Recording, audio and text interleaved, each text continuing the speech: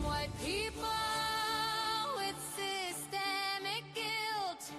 Blame white people, yet you thrive from all they build.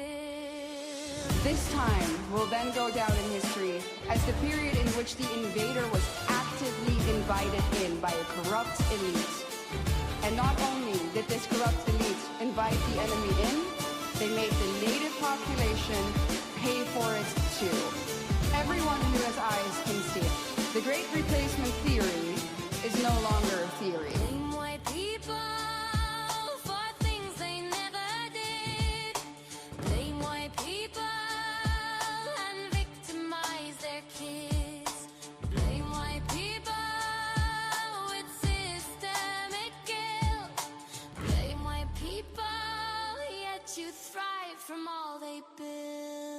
Blame white people for all your problems, but the word slave comes from Slavic. White people were enslaved by the Ottoman. We brought you in the modern age, from tribal waste slaughtering each other long before the white man conquered them. We invented cars, planes, and trains. We brought you laws that freed the slaves. Without us, you'd still be sleeping in caves. Blame white people for things they never did. Blame white people and victimize their kids. Blame white people with systemic guilt. Blame white people, yet you thrive from all they build. Blame white people for things they never did. Blame white people and victimize their kids. Blame white people with systemic guilt.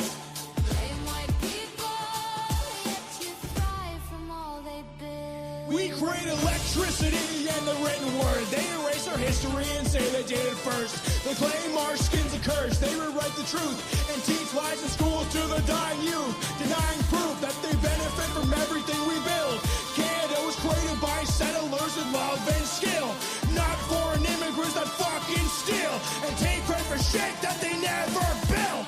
Blame white people, erase their names.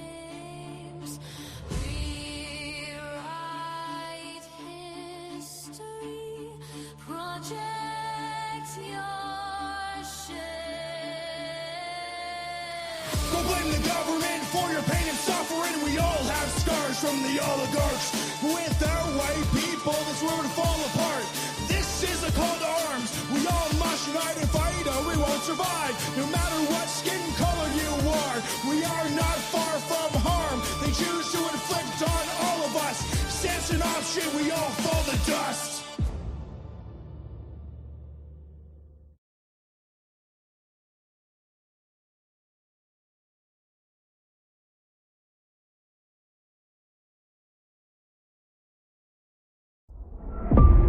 Top Lobster Productions.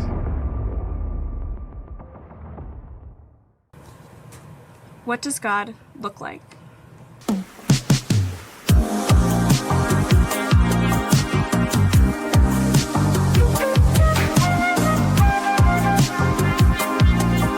What do you see?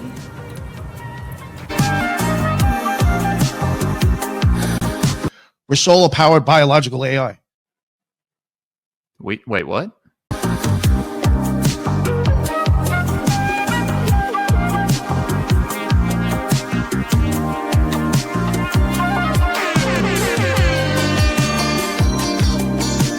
These ancient adversarial entities, I think it's the very same ones that rebelled against God and were cast out. They were sent here to guide us in antiquity, and they took advantage of that and just masqueraded as gods.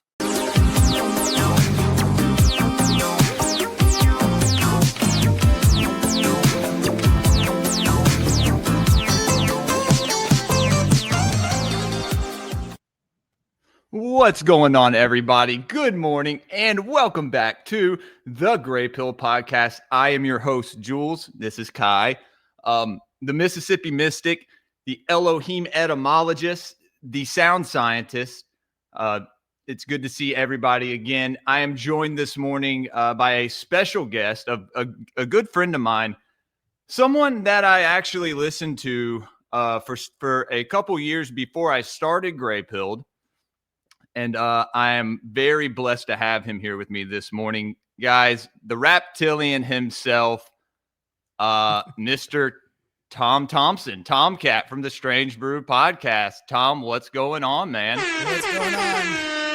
I'm glad that you have so many different aliases. as we all should. Different titles and whatnot. All right, buddy. Lay it down. That's a good way to start the show off. Get out of here, dog. You're very cute, Ty. All right. But good morning, everybody, and welcome back to Gray Pilled. Tom, what's up, dude? What's going on? If people don't know who I am, I'm the main host, the creator of Strange Brew Podcast. But as you can hear, I also do hip-hop music. I've been rapping for a very long time. I've been writing music since I was 13, probably 12 or 13, and then started writing hip-hop lyrics essentially when I was about 14, because with hip-hop, you can convey a broader message in the matter of 3 minutes, right? You think about a rock song or anything like that, it is like maybe a paragraph of lyrics. But with hip hop, you can contain so much information into 3 minutes to blow people's minds. And that's kind of what I've done. And then I had the microphones.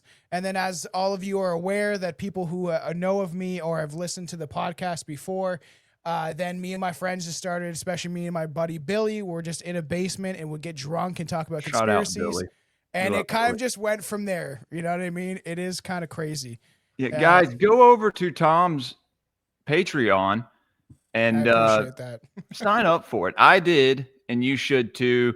It's like $3. It's a good way to support his show, and he really puts a lot of effort into the content that he puts out. I've always been a big fan of Strange Brew, and you know I wouldn't steer you guys down a wrong path to a show that was fucking dog shit. Yeah, I feel like we give out too much free check out content Strange Brew. Like, Taffy Rumble says, I must say, Jules, as a gay black Jewish woman of color, I found that song highly offensive. Shit, oy vey. Well, hey, dude, you know, right back at you. Taffy Rumble, good to see you here this morning. Tyranny, what's up, bro? Subliminal, Egregore Observation, Apple Eater, Stacks, JC, this other person on YouTube. What's going on, guys? Tom, I think you share to a couple of your channels as well. Yeah, we're also on my Rumble and my Twitch. Yeah, and it's funny because like that song, right? That I was gonna sit on it, but I was like, I gotta release this before I go on to my next album and stuff, right? But like, you know, I've always talked about conspiracies and stuff throughout my music career, you could call it. I didn't start releasing music on streaming platforms for the last, like, I started doing it maybe a year ago or whatever. And yeah, I'll crank that up a bit. And then you know what? Like, all this kind of anti-white agenda stuff, right? We've had, like, one of our co-hosts was half black on the show. You know, like, we've had every walk of life of people on the show that have been fans or friends and stuff like that. But like, as soon as I started the anti-white agenda and I started seeing like, oh, like this kind of cultural subversion and my country being destroyed, then I'm like, you know what, I'm going to push back. And the people that may be aware of me through even just social media is I started speaking out against these agendas and the anti-white agenda. So I was like, you know what, my next album I'm going to call The White Man's Burden. And it's all the lyrics are done. I just need to, you know, I've been so busy. I'm a new father and stuff like that. So I'm going to have to knuckle down and finish the album. But everything's written out. It's just now creating. And the white man's burden being the rest of society, you know. Yes. We have to take care of everybody. Yeah. We build the civilization for you. We let you come live in it, destroy it, and then we still take care of you. And we get hated for it the entire time. That is the whole premise, right? That's what that poem, the original poem, was about. Of like, we're this curse to uplift other civilizations out of like the Stone Age, so to ourselves. Yeah. We beat ourselves down into submission. And yeah, man, you know, if people have a problem with us speaking up against that, you know, they can go fuck themselves. Well, to be completely I would honest. advocate for, like, I don't like what's going on in Palestine. I would advocate for if this was happening to other races of people. Right. If black people were like 7% of the worldwide population and they were being systematically destroyed, and I'm noticing all the commercials are, say, white men with black women, which is starting now. It's misogyny. It's Yeah. happening or whatever. I would notice these things and I would also call it out. Sure, people should love who they want to love. And the funny thing is about all of this stuff, because we can get into more conspiracy aspect of things, Absolutely. but like a lot of like I've had black people, Asians, even natives, whatever, native quote unquote, like my stuff and appreciate it. But what I find the most is the Asian community.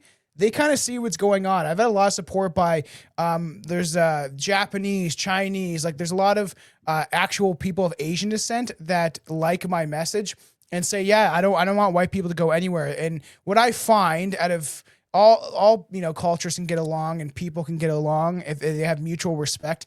I do find that whites and Asians have more or less, unless they're like the Chinese government or something, they have a mutual respect, right? They're not like the gazabazing on like trains and The Japanese are very based. yeah, and they're very like, especially the Japanese, they're very like respectful of other people's way of life, and they're not trying to impede their own. But I also said that I was like, Chinatown shouldn't exist, though.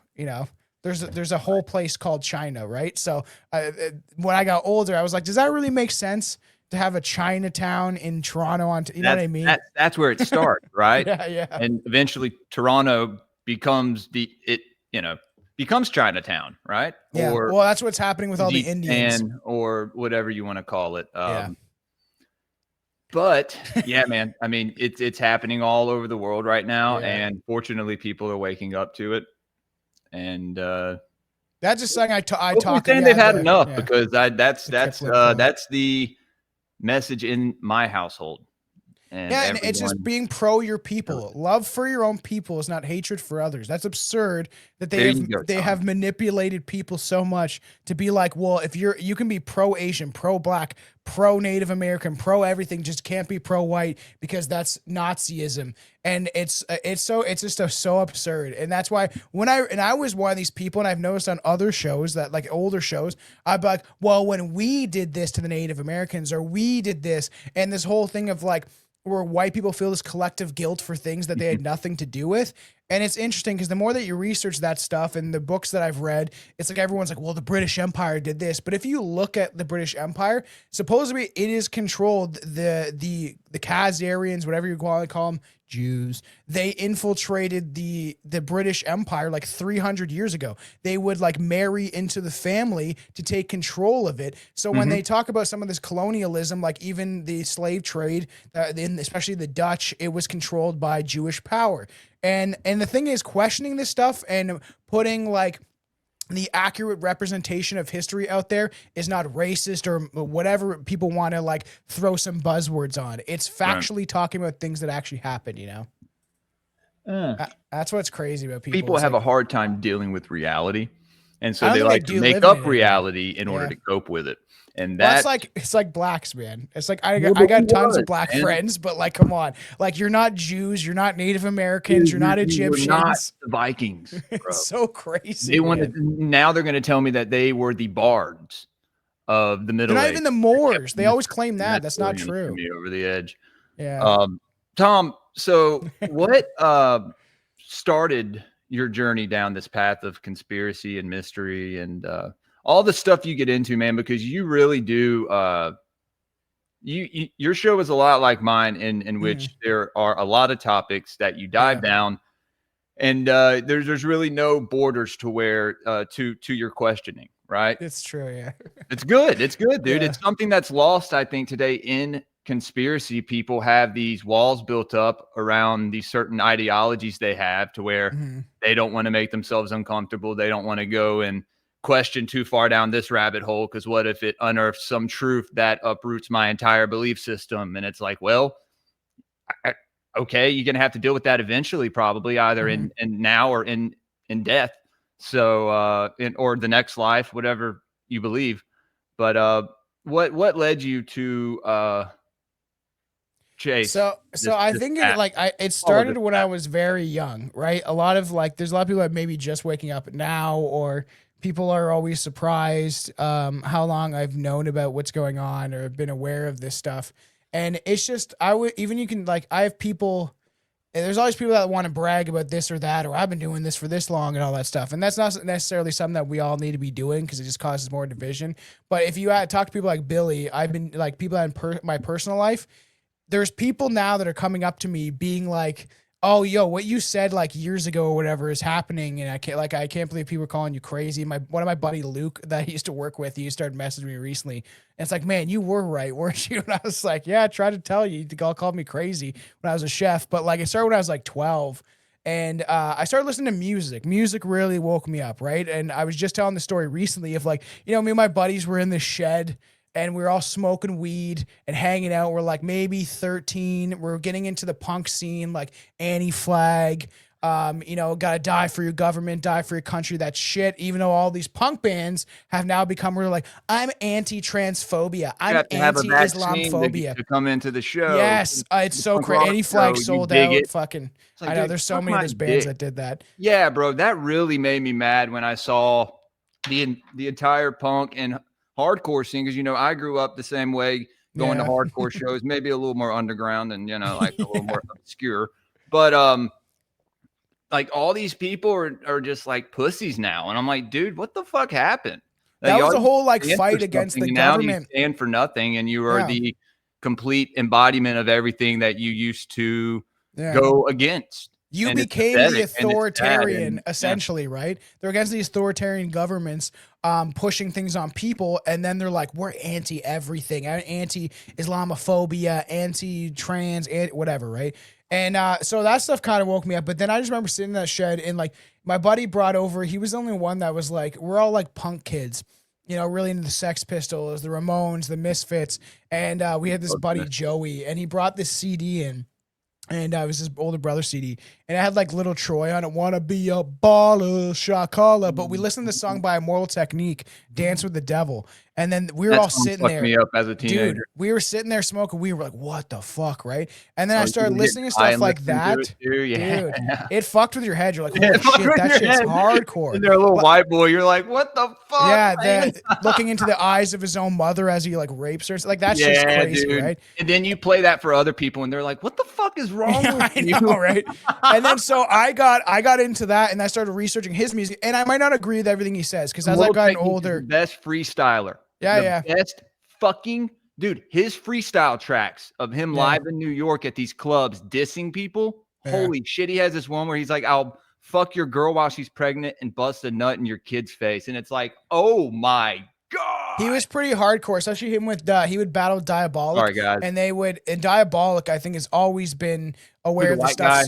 Yeah, he's that big white dude. Diabolic's one of the, by far, I think, one of the most creative conspiracy rappers out there. I think he's even better than Immortal Technique, in my opinion. But they had beef, and they've like separated him. And Diabolic has kind of been shoved to the side, but he pumps out bangers, if you guys don't know who he is. But they used to battle rap and stuff like that. But and that's what kind of woke me up, is music like that. And Immortal Technique, I think, I don't agree with everything he says. He used to be like, he was a pro-proletarian communist bullshit. And the older I got and researched it, I'm more like, I think that you've also been conditioned. I think he's an occultist, bro. Yeah, I'm a revolutionary. So you're a communist, right? So like you want to have the Bolshevik revolution over again. Yay. Yeah, so I don't like, I'm kind of pushed back against, like, I still enjoy his music, but listening to it now that I've like molded my own opinion and researched the things that are going on, I'm like, oh, you're definitely conditioned too. But that's the thing that started it. And then when I started writing my own music, it was kind of sloppy, but then I got better at it, and I would just slang CDs in high school. But I like the conspiracy aspect. Like some of the songs, if you go to Spotify or wherever you listen to music and look up the Raptilian, I'm starting to finally get some recognition. I have an album that's from 2015, 2010 to 2015. So it shows how long I've been doing this stuff for. It's called The Lost Tapes. It's a lot of the older songs I had. And then I started writing about this stuff. And then when I had the microphone, right, I was like, I just asked my buddies, like, I was already talking about this stuff, and I was watching, I got obsessed, right? First, it was the paranormal, right? I've told you this before. Like, we used to play Ouija board when we were young, and we would call, like, Harold Houdini, even though, according to Ryan Gable, he's a Jewish psyop, like, almost like an Epstein character, which I was like, we can talk about that in a bit. You mean like Einstein? No, like yeah, well, And him too. supposedly, yeah, Houdini is like a Jewish asset, and he was being used to do some nefarious operations, just as Epstein was, like trying to blackmail so people. he was a Mossad agent. Yeah. And that's maybe the sleight of hand, like Kabbalah magic bullshit. But Dude. so we used to do all that stuff, and that opened the doors to like the reality is not as real as we think it is. And then I got older. I was listening to a lot of David Icke, and especially when I was like 16, 17, and obsessed with aliens. Like I was super obsessed with the whole alien idea and the Greys and the Reptilians and the Palladians and the hierarchy, and so much so that I wrote a song called Alien Races, and really trying to dive into that. And then it just progressed from there. Very anti-government, and then recently I've really tried to embrace like my heritage and who I am, considering like my family's been in Canada since 1604. So I'm starting to realize like that is a little more important, right? If this reality is not as real as we think it is, that's for sure. We're being manipulated on a grand scale more than people want to acknowledge. But if we don't have a home, then it doesn't matter. And yeah, the aliens might be fake and gay. Some people think, as someone says in the chat, they might be demons. But there is forces that are manipulating our society, and I've seen them. And if Jules wants me to get into it at some point, I can explain my shadow people story. We'll get into that. Yeah, man, for sure. We'll definitely get into that. Houdiniberg. But no, dude. So you mentioned you're exploring your heritage. Since I found out that I was like 99.1% Northwest European, I've been exploring mine too, dude, and looking into ancient ancestral roots and religions and stuff, and the symbolism. And man, it's fascinating. All this, a lot of the symbolism that was taken from those religions and put in. You know exactly where you're from. You didn't get a Jew DNA test, did you? Yeah, you did. Yeah, no, 0%, dude. I already told you. I talked about this when I went on the Paranoid American podcast last Saturday. Guys, that's dropping. I think Thomas said next week. It's a fucking banger. One of the best shows I've done since Tinfoil Hat. One of the best interviews that I've done. Thomas really he threw out the banger questions. But I talk about the Druids and, all this stuff that you find in the Christian mysteries, you also find in the Druidic mysteries. Yeah.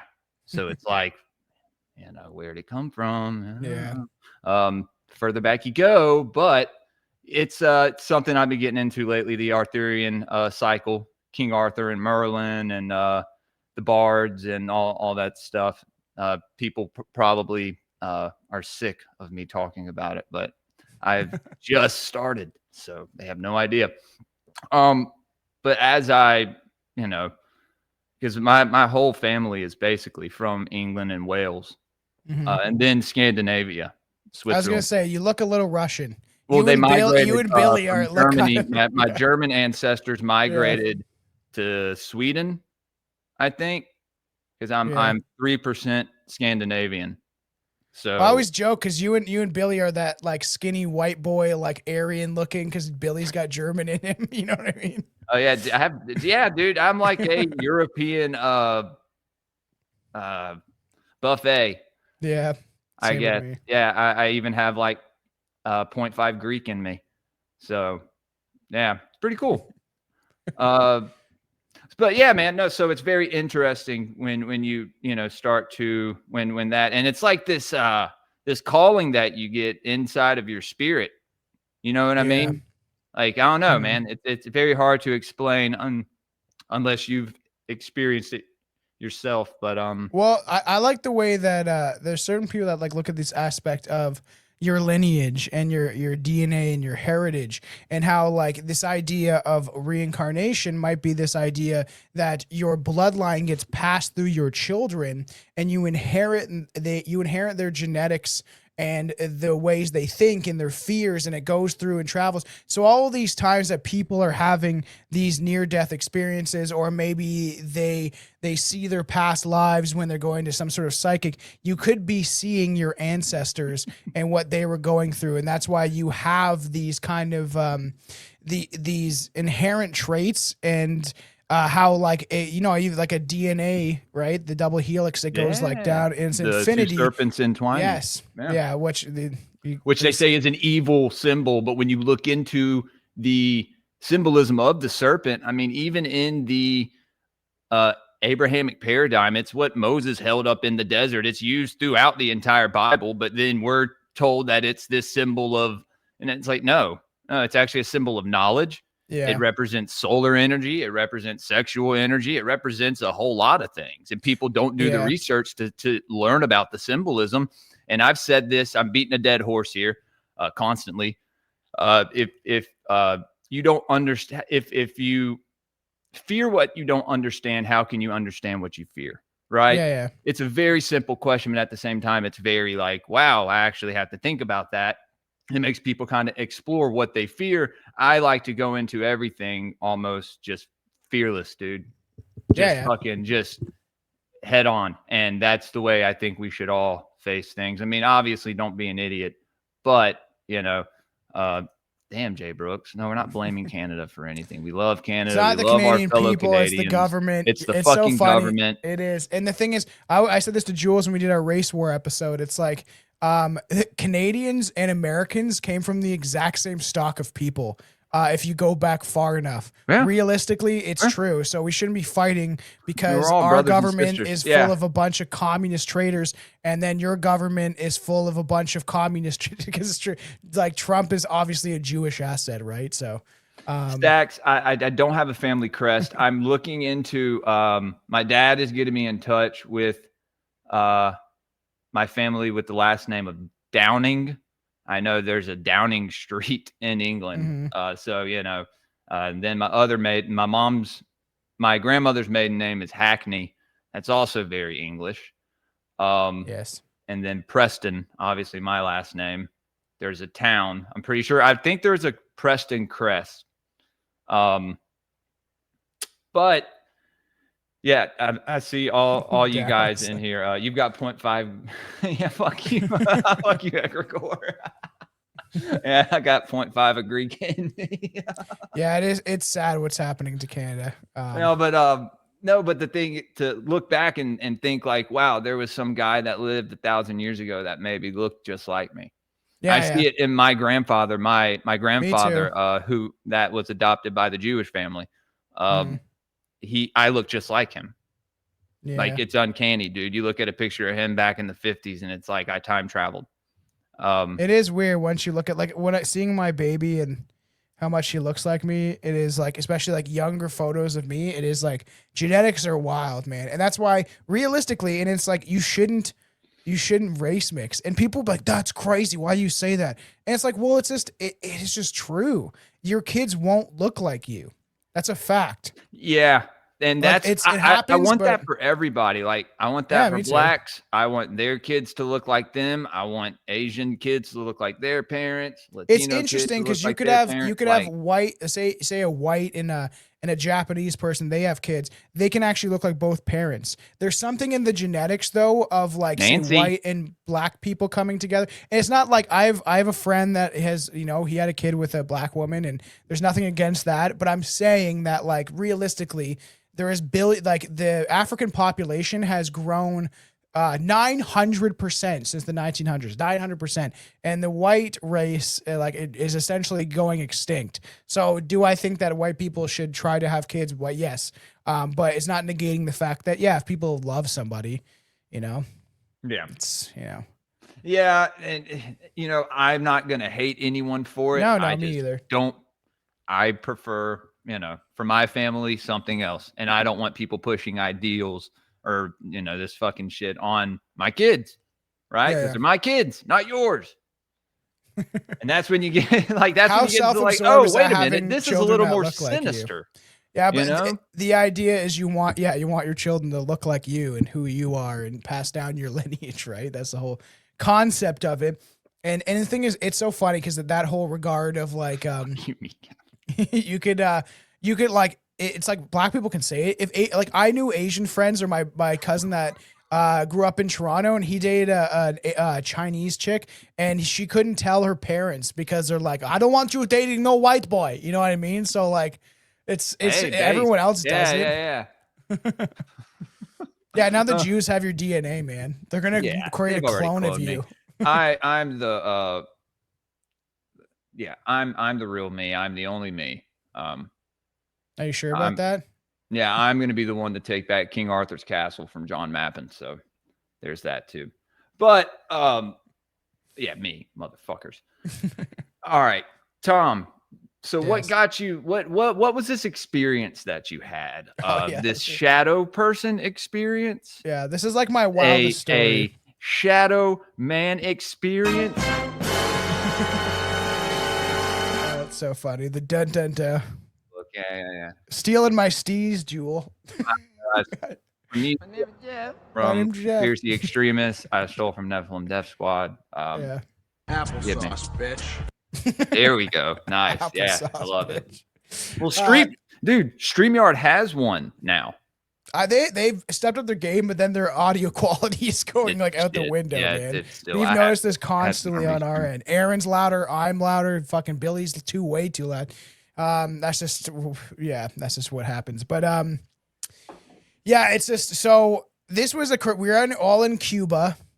And stuff like that, which is just weird, right? And I was like, it is interesting because how this gets created is so trauma is the thing that allows these entities to come in. People can think aliens are fake and gay, the word alien, but the idea and the premise of it is real. I'm not maybe is real, but is real. You know, so like that's the fact that there is manipulated and there's entities outside of our reality. This reality is not as real as you think it is. Chew a ton of mushrooms and you will start to see the layers of this reality dissolve. I've done a ton of psychedelics, at least mushrooms, a lot. So I'm aware that there's things outside, but we're in Cuba having a great time. The last day, we're at the bar, everybody's drinking.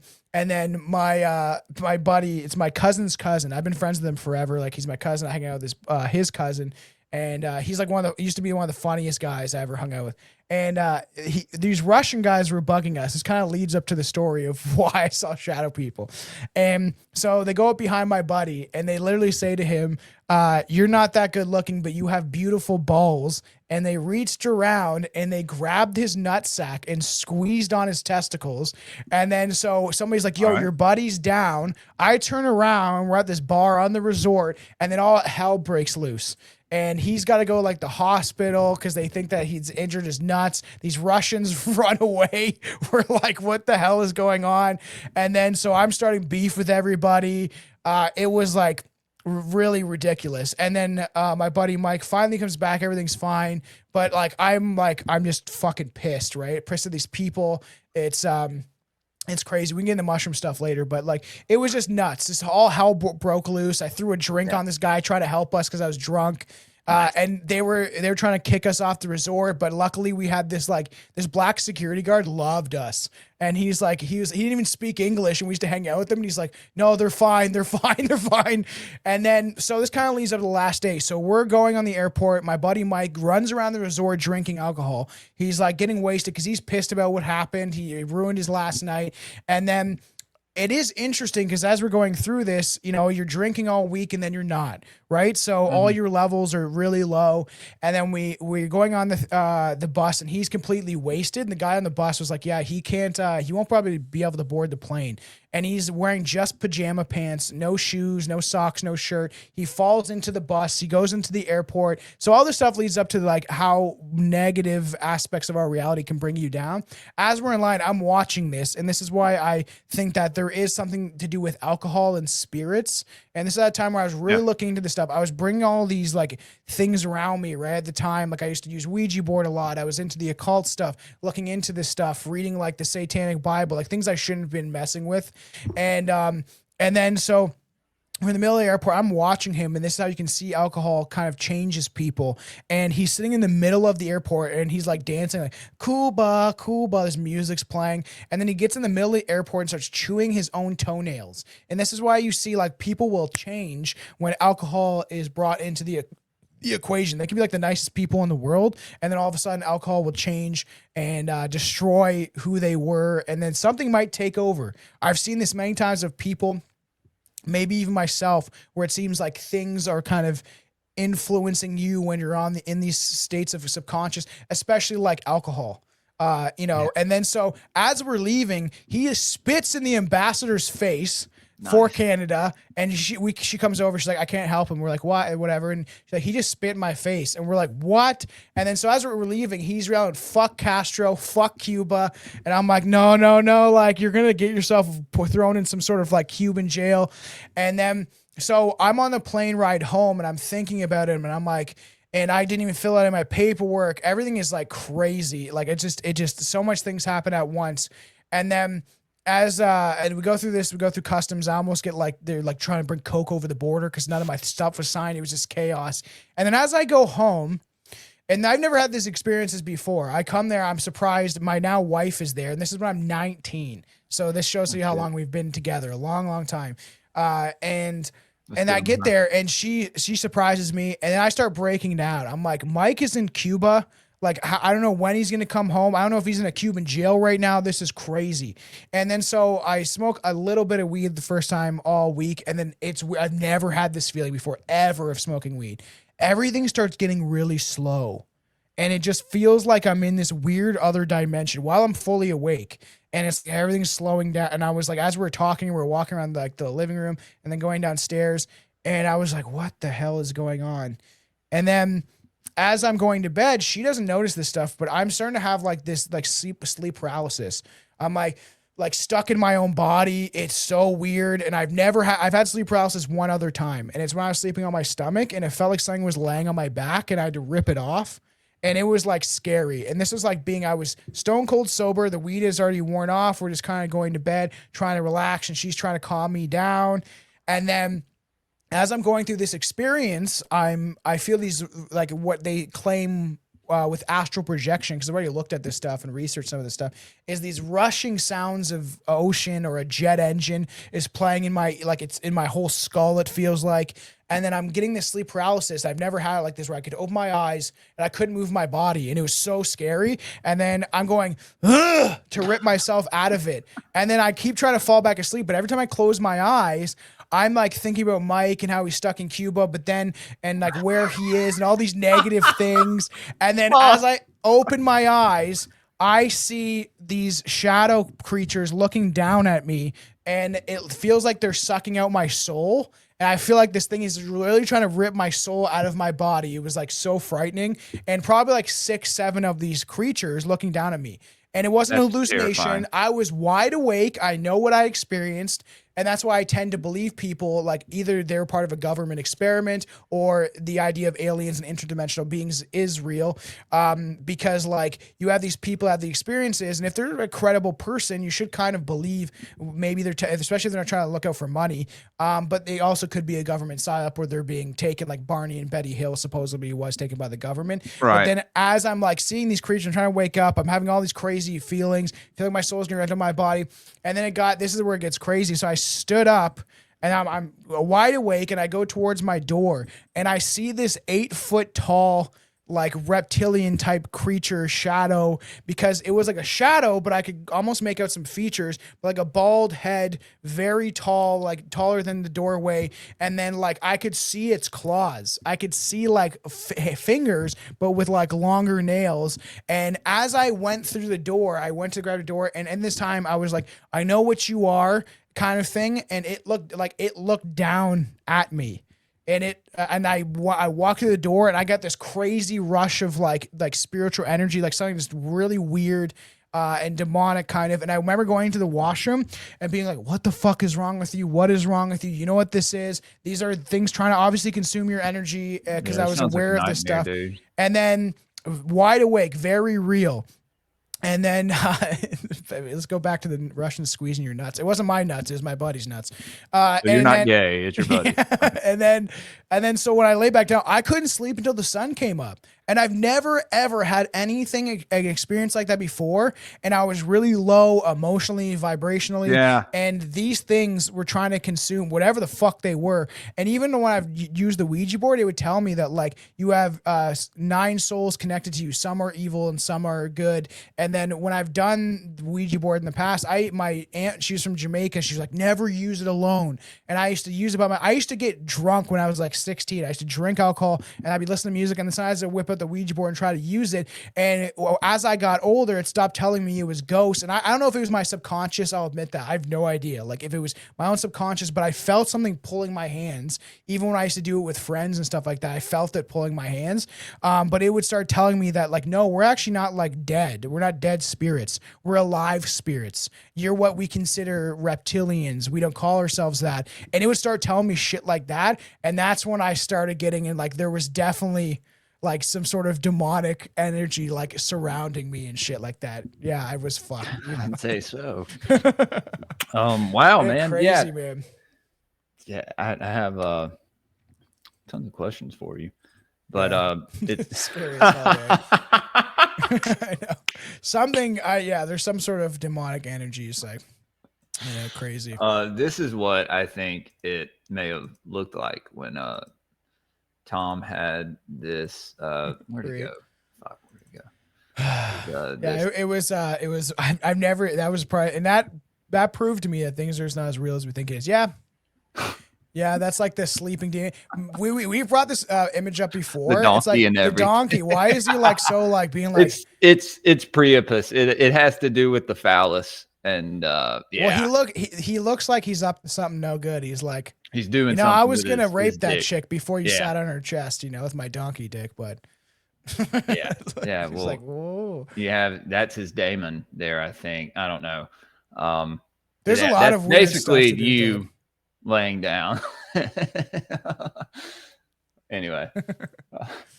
No, dude, that's crazy. That's something. So how many mushrooms did you eat? How many grams? Oh, I wasn't even doing mushrooms at that time. Just so you know. This was just after smoking.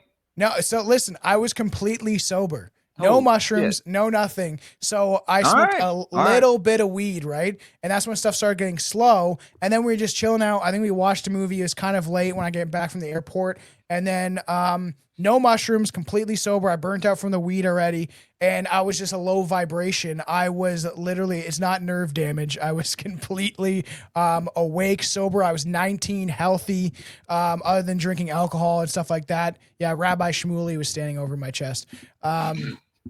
But it was real. I don't care what people think. They can say, they can discredit it. They can say I'm crazy. I don't give a fuck. Until you guys have an experience like that, you will never understand the things that exist outside of our reality. And there's tons of people that have experiences like that. Somebody say anything a demon says to you, just repeat it back to them in a retard voice and go that. Yeah.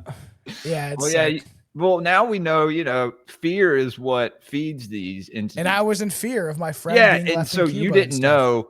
So, yeah, it's like, okay, you had this traumatic situation with your friend. This puts you in a low vibrational state, and you hit the weed. Are you sure it wasn't angel dust or something? No. This is like this people is like I know weed. used to hit fry sticks or whatever. No, this was like normal weed I had before I went. Before I had it already. Getting wet. Yeah, I already had this shit. Like I already smoked it before I left. Like it was fine. Nothing was wrong with it. And I didn't hallucinate because the thing, I was wide awake too. And there's other experiences I've had where I've seen weird things, just not to that extent. Right, like we've had my buddy. We were playing the Ouija board. He was native, so he had the darkest skin. So we're like, "Can you scratch him?" And he pulled up his sweater, and we could see fucking scratch marks on his arm. That's fucked. So yeah, man. There's something with the Ouija board. I'm going to get into tomes and talismans and tools that people use in the occult. There's going to be some deep dives that we're going to do on those. You gonna fuck yourself with a crucifix? No. Over the past 6 months, fuck we've me. gotten into tulpas and the egregore, all the things that come from the egregore. Yeah, 'cause we could be creating some of this servitor, the genius loci, all this stuff that we've talked about over the last 6 months. That's and now funny. we're getting I was just writing into- an episode about tulpas, just because it's like we haven't really. It's kind of like the cryptid of all cryptids kind of thing of this. Watch Twin mysterious thing Peaks. Yeah, you manifest. I know everyone tells me to Watch that. Twin Peaks, and you'll understand the tulpa. Everyone who watches my show knows now. At the very end of Twin Peaks, 3rd season, you realize something. Well, that's what you talk about when we did Jeff the Talking Mongoose, which it didn't go the way I wanted it to because technical difficulties. But we were talking about how like it could have been a tulpa, like a manifestation of this like thing of this creature, and it would talk in this like really high pitched voice and shit, and it would like make fun of, which was so funny because it'd make fun of, and he was Indian, so the whole episode we were doing like, hello, I am talking Jeff from India. and we were doing shit like that, and it was just so funny because it's like, imagine a talking mongoose, but he's from India. That dude. I got a new soundboard. I like it. It's fucking hilarious. It's the Jews. I love it. I love it. Yeah. So funny. I've never watched Twin Peaks. I wonder if my wife would like it too. It'd be interesting because it's someone also Supernatural. Everyone's like, you should watch Supernatural. You probably love it. Kind of gay. Twin Peaks is more of a cult following, and then you get into David Lynch and that whole. There's people that have David Lynch dedicated is a creepy fuck. their entire identity to the Lynch verse. I think that's a little silly. I was sitting in McDonald's drive-thru and I saw this guy's face in front of me turn to a reptilian looking at me in his side mirrors. He did it on whoa, where, whoa, where are you reading from? RGZ Mac. Yo, that's crazy. Say Mac. That might be like, listen, like, you know, Shane from Inquiries of Our Reality, right? I just went on his show. Shout out Shane. Dude, he had that experience where it was during COVID and he was like at a festival or a fair. And like, he saw someone like pull down their mask and their face like shape shifted. Okay, like, we didn't talk about that. Real. Yo, it's fucking crazy. He's coming on my show this next month, I think. So we have to. We're always trying to connect with like time differences and like people have kids and it's always hard to figure out. Well, dude, have you ever talked to Chris from Forbidden Knowledge News? Oh yeah, me and Chris are pretty. Have you heard his story? Yeah, I got him to with tell the reptilian woman, dude. Yeah, it was his girlfriend. Yeah, he thought I was just in talking hell? to Chris. Yeah, dude. I made him explain that whole story on my show. And Yeah, he explained it on mine. It's going into the new Gray Pilled edit for the end of the year, guys. Working on a Gray Pilled edit. It's nuts, and he's like, be in it. Last time he brought me on, I was like, if we can get into some controversial stuff. So I talked about the Kalergi plan, and I'm like, and then somebody started listening to our show, and they're like, he's like, good for you. Someone like some chick was like, good for you for bringing up this stuff and talking about it. I'm like, well, somebody needs to at some point. So I will kind of because I'm fascinated with that stuff. And I'm also fascinated by, And his name is Adolf Hitler! And it's so funny because I'm not saying he's a good guy or anything like that. I actually believe he was more controlled opposition, but that shit is just fascinating to me. Don't watch Supernatural unless you want to have a man crush on two dudes for a week straight. I just like I had people like you would probably like it. I'm glad, man. That makes me happy, dude. That means I did something good. Yeah, my wife wants to rewatch it with me. I was like, okay, we're gonna rewatch it again, guys. I guess we'll rewatch it on Patreon again. Best artist to ever live. It's just so funny because like that's the I said on the one episode when we were talking about the Vril Society and stuff, and I was like, this idea of like Adolf, who he was. What are we told about him? Is it true? Is he controlled opposition? Because I've always said without him, there is no Israel. They wouldn't have been formed, the Balfour Declaration, all that type of things. And then I said it's the same way that people that are, if they're flat, they believe the earth is flat. It's like, well, if they're lying about the earth being flat, about it, what else are they lying about, right? Dude, like, if you think about it, the Jews kind of used him. 100%. I think they did because still there is the footage of him all hopped up on drugs. They took advantage of his altruism. Yeah. And then he kind of, got caught wind of it. Was like, hey, wait a minute. What's going on here? And before he knew it, the walls were closing in on him. All his allies had turned on him. Yeah, I think that just is fascinates me so much just because I'm like, what is real and what is not real? History is written by the victors, right? Mm-hmm. And we see who runs society today. Yeah. So, I mean, come on, guys. If you haven't questioned this stuff by now, then you are, in my opinion, you are You're We're part of the always problem. joking about it on the show. Like I make so many Hitler jokes just because like, and there's probably been fans that are like, there's one fan that I told you about off air that's like, I don't know if I like the new Tom. And I'm like, it's not Everyone the new has an Tom. opinion, Jay Brooks. It's like, there's just some things that I didn't talk about on the show at the beginning. Cause I'm like, we did more offensive, like, saying retard and other stuff that we would do joking around drinking, but we held back on some things. But I'm like, I have the platform to talk about it. If there's things that just interest me, I'm going to talk about it, right? Like this whole idea that people need to keep themselves in a box and not question certain things. Like we've questioned the whole like native genocide and the things that went on in the past with the settlers and the natives and what kind of victimhood story we're being told. Some people didn't like that, right? And it's like, you're allowed to question things. If you think you're going to be penalized or criticized or demonized for questioning something, then it's probably should be worth questioning. Yes, it's worth it. It's definitely worth it, dude. Absolutely, man. I think that's very important. Especially right now, you see what's happening in the political realm. The right is eating itself right now. Yeah, and the left is doing the same thing. It's all to get the same plan, right? The left is hell bent on self-destruction, and then the right is doing the same thing, right? Left versus right is fake, man. You have these mega people, and there's some things that Trump has done that I like, where I'm like, oh, that's a good policy, or like, oh, like I heard that he's trying to ban or stop immigration from the third world. Okay, like that's a good thing, right? But like at the end of the day, they're all controlled by the same puppet and the same hidden hand. Hey, Canadians used to be some of the coolest, nicest, down to earth, just like, Canadians could chill with anybody and be cool with them until we got flooded with Indians, and then we became the most racist people. Because like at the end of the day, that's what's going to change. It's like that. There's a meme, and it's like Canadians went from known as the nicest people to the most racist, because it's like, and all they had to do was get flooded with millions of Indians. And that's so true. Yeah, man. It's unfortunate when the people who are supposed to protect your borders are destroying them and opening them up. It's funny when people are like, "What? Like, why are they doing this?" It's like, are you retarded or something? They like, hate what do you like? They hate you and want you dead. We got maple syrup and beer. We got other things, man. We got like a Bigfoot up here. We got some good stuff, Yeah, but honestly, to me, Canada was white longer than America was. And if it wasn't for the French, we wouldn't have won the fucking revolution. Yeah, there's a lot of things like guys, we would have been sitting ducks. Yeah. It is interesting. One thing about this, we all could have been one thing, but you guys went to be independent, maybe controlled by Freemasonic, oligarchs, and then we went the other way of being like loyalists to the crown, also controlled by shady hands, and it just was all manufactured in the same way, right? Yeah, by some other lodge of Freemasonic oligarchs. It's the same shit, right? Maybe Rosicrucians, maybe Jesuits. Canadian people are cool except for Quebec. Yeah, fuck Quebec. We always make fun of those French fucks.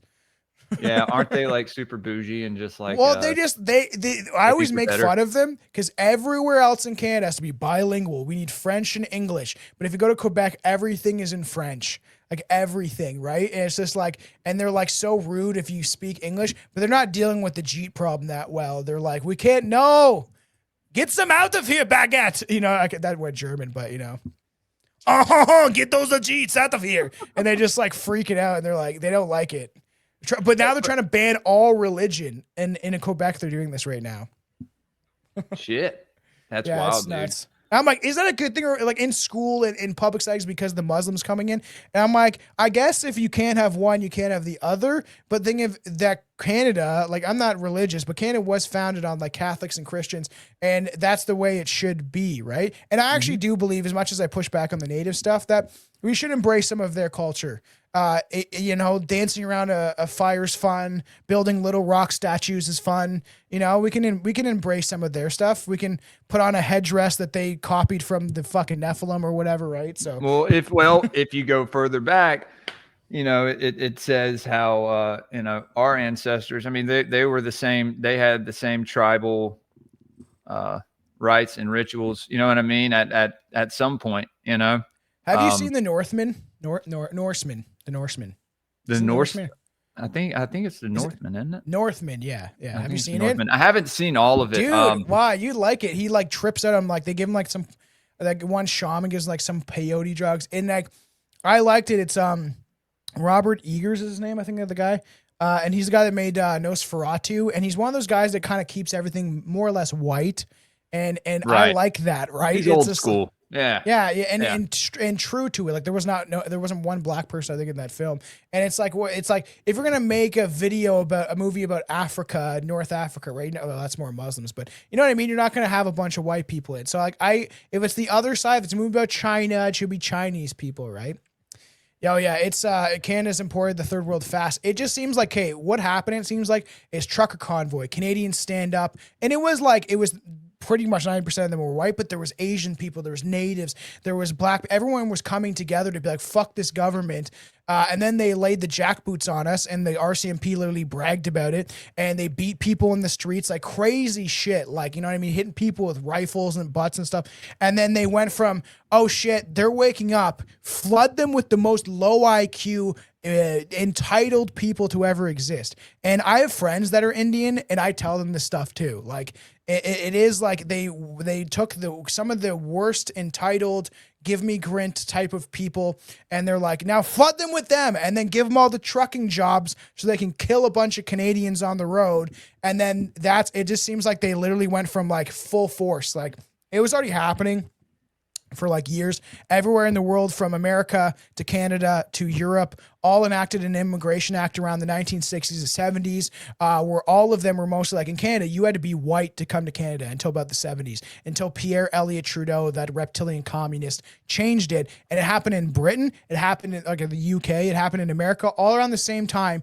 Everybody signed on to the same sort of immigration act in the 60s and 70s. And then they started flooding the country with foreign people from especially the third world, people that didn't really assimilate. Some of them did, some of them didn't, to a culture, right? So that's the biggest agenda. When people are like the most, there's reptilians, there's ghosts and aliens, and there's all sorts of things throughout history in the Bible or whatever. But the most important thing that I see happening, that I can see with my eyes, is the Great Replacement. That's why I talk about it so often. That's why I've went viral on X without even having to post. Someone else posts my stuff and it goes viral on X, right? Dude, I was just talking about this. The new Robin Hood show, I was real stoked for it. Robin Hood being the men of the oak. This was another class of druid, right? Mm-hmm. You get into the Green Man, you get into like the Celtic mysteries and the Allfather Who, and all this other stuff. I'm telling you, I'm getting into a bunch of these different pantheons lately. The Thracian and Phrygian gods, and me and Headless Giant have a show where we talk about the rustic gods of Greece. Mm-hmm. And yeah, man, just bunch of different views. Why are you mad about Robin Hood as well? Huh? Why are you mad about Robin Hood?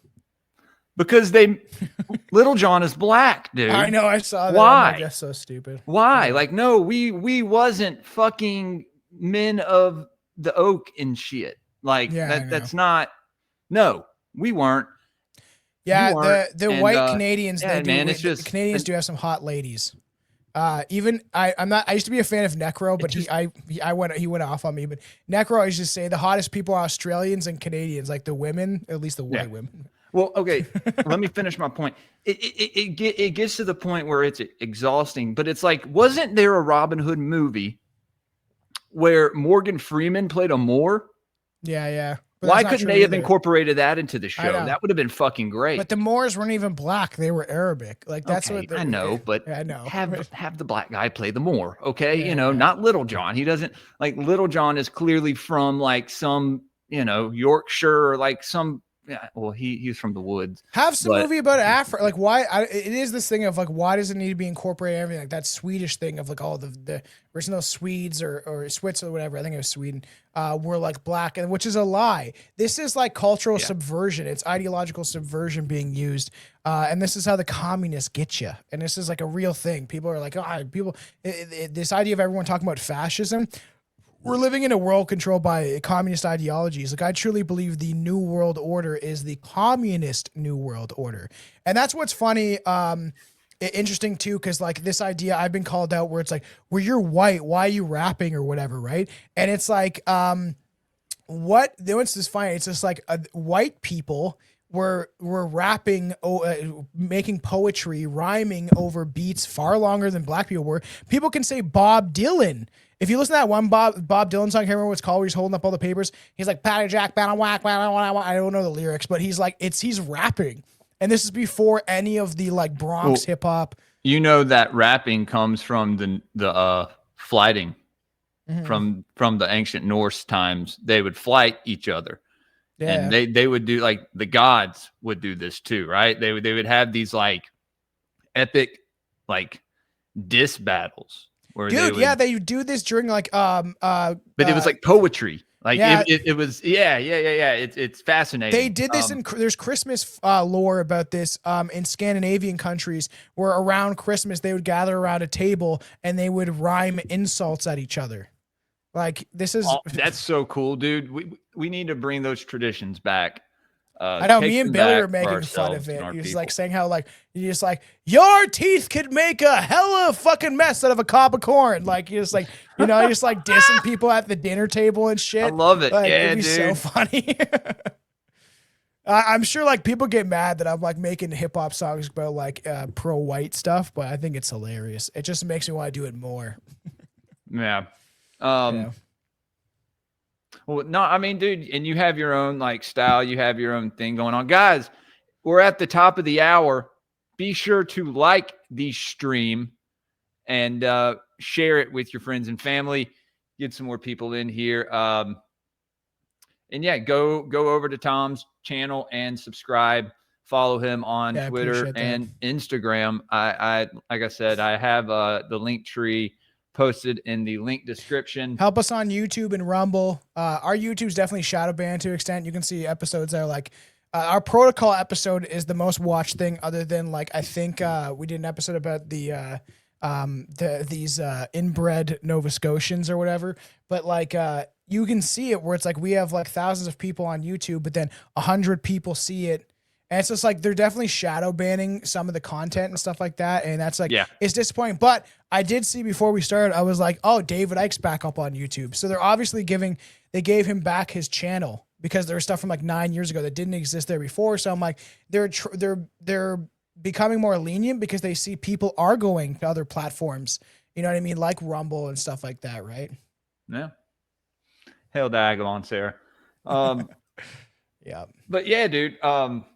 Let's see. So what's some other stuff that y'all been getting into lately? So is it just you and Billy now? Oh no, Aaron, my boy.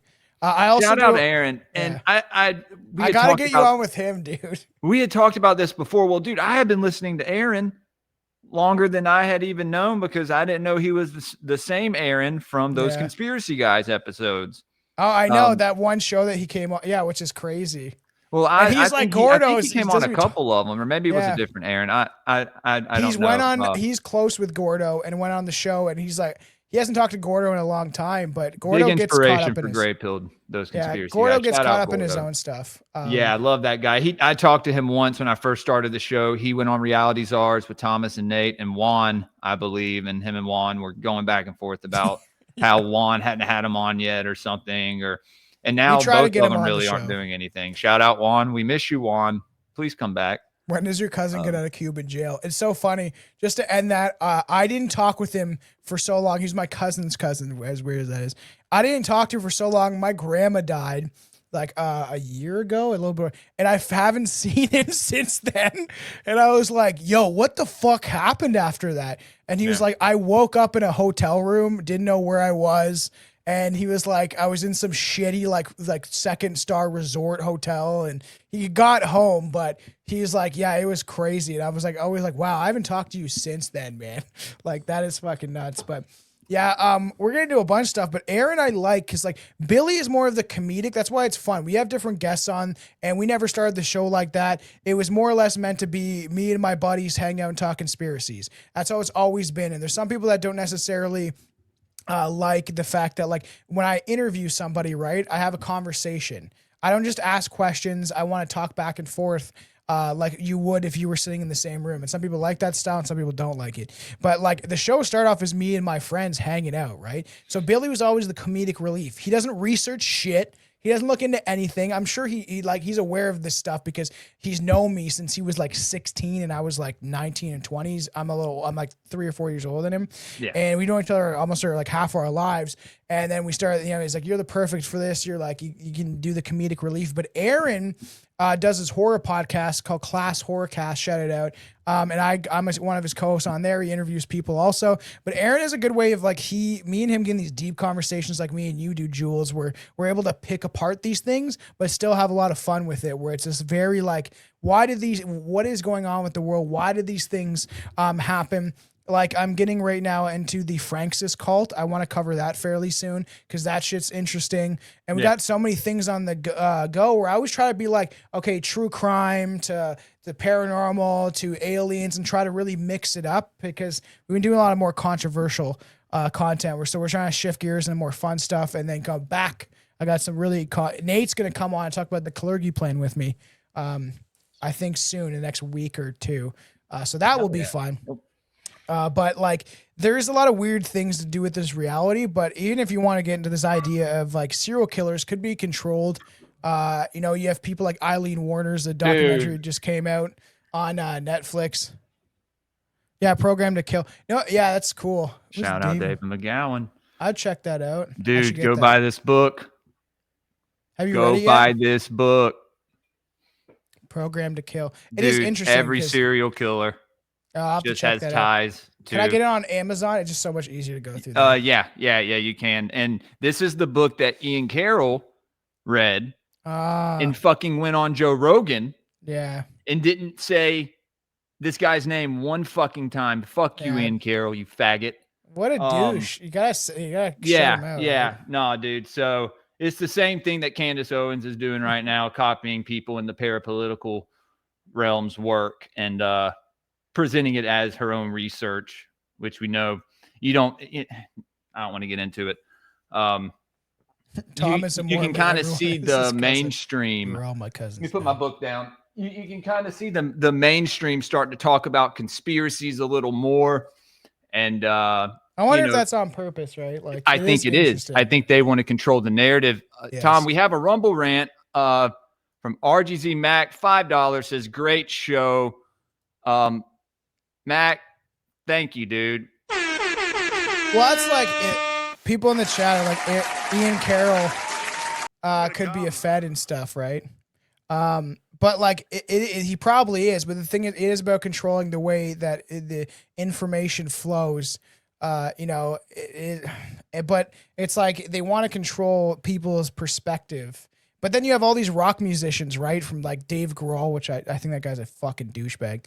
To all these others that are like, oh, their family member is part of the military or part of some sort of like, I like some of the stuff Tucker Carlson is saying, but his dad was connected to the CIA. So like you can like some of the aspects of what people are saying and that he's exposing the anti-white agenda, but he sits there and goes, oh, wow, I didn't know about that. Oh, and it's like, dude, you study Kabbalah mysticism. Shut up. Or is it part of it how Joe Rogan does that, right? Where Joe's like, yeah, he's like, oh, I don't necessarily believe that, but is it he's allowing these people to have these platforms? So, yeah, man, these people have, and they have all the money in the world. So what do you think they do in their free time? Yeah, they pursue, things that they enjoy, and one of those things I think is it's fucking with people, looking into this esoteric stuff, this mysticism and this. And the higher you go up in the elite ladder, you see it gets kind of darker and darker, right? Yeah. But it's interesting because I wonder if there's people like they may be controlled, but like, is there a reason why? Because people like are like David Icke is controlled opposition, Alex Jones is controlled, everybody, right? So I'm like, you can carry on. I know you want to mention the chat. Absolutely. Let me see. Oh, wait a minute. Jason, did you just Jason. Oh, egregore observation. Thank you for the $10 donation on Cash App. I just saw that, man. Sorry, Tom. No, got some donations coming in from people. Thank you guys. Thank y'all. I love y'all. Let me play some sounds. I'm gonna come. I will eat your ass. Fucking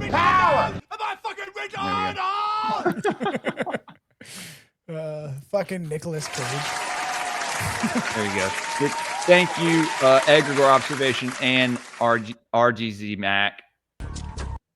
Love you guys. If y'all want to support the show, you can do it through Rumble Rants. It's a great way to.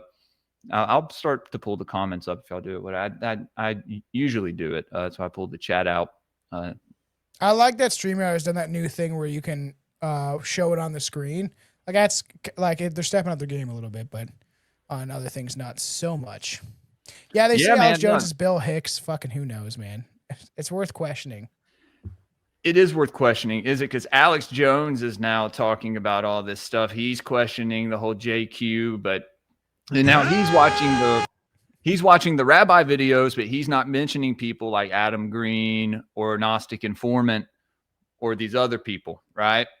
Yeah, I know, because I don't know. I think it could be controlled opposition to some extent, obviously.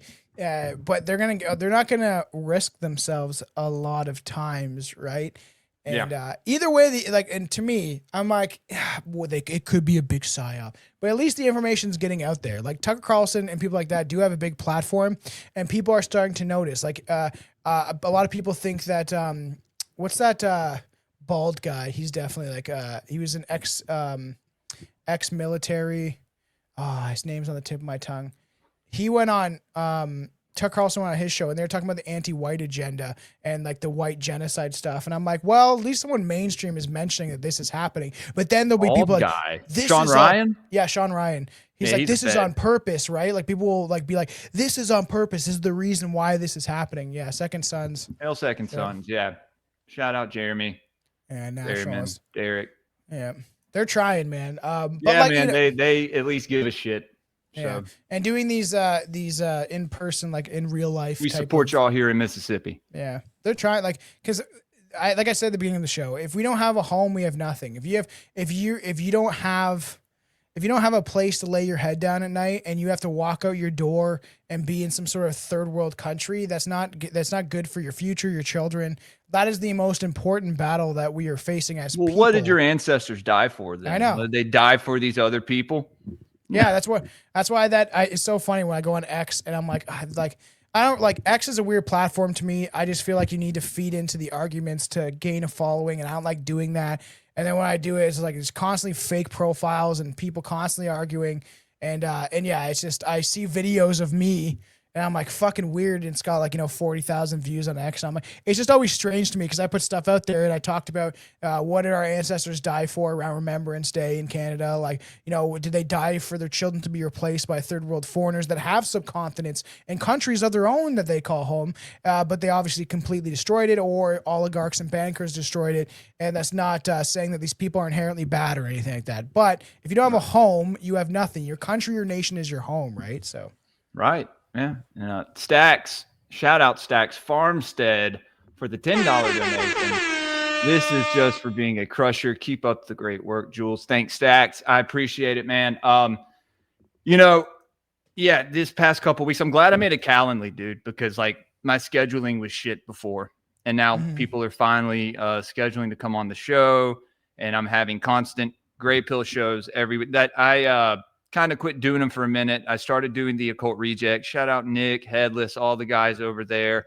Love those guys. They've actually not only opened a whole nother realm to this esoteric occult world that we live in, but the conversations, the guests that they have on the show, it's just I've learned a lot from them, and they're good friends now of Gray Pilled, and they come on the esoteric book review, and I'm on most Occult Reject shows on the weekends. You can find me on. So yeah, Tom, we got to get you on, man. I've been on and once. Talk about reptilians or something, or whatever you want to come on and talk about. Dude. I need to come on, and since I'm not drinking right now and stuff, I'm trying to hold back a bit, but I need to come on, smoke a little weed, and then I'll dive into some weird shit.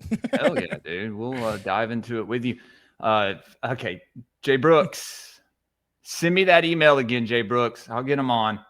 I'll get them Yeah, on. there's some other people I want like, and I'm like, that's hard with me with scheduling. Like this was funny. So like I had this lady came on once and she was like a spiritual kind of healer person or whatever. I'm like, sure. Like I'll usually like I'll have, if people are shouting us out and they have a strange story to tell.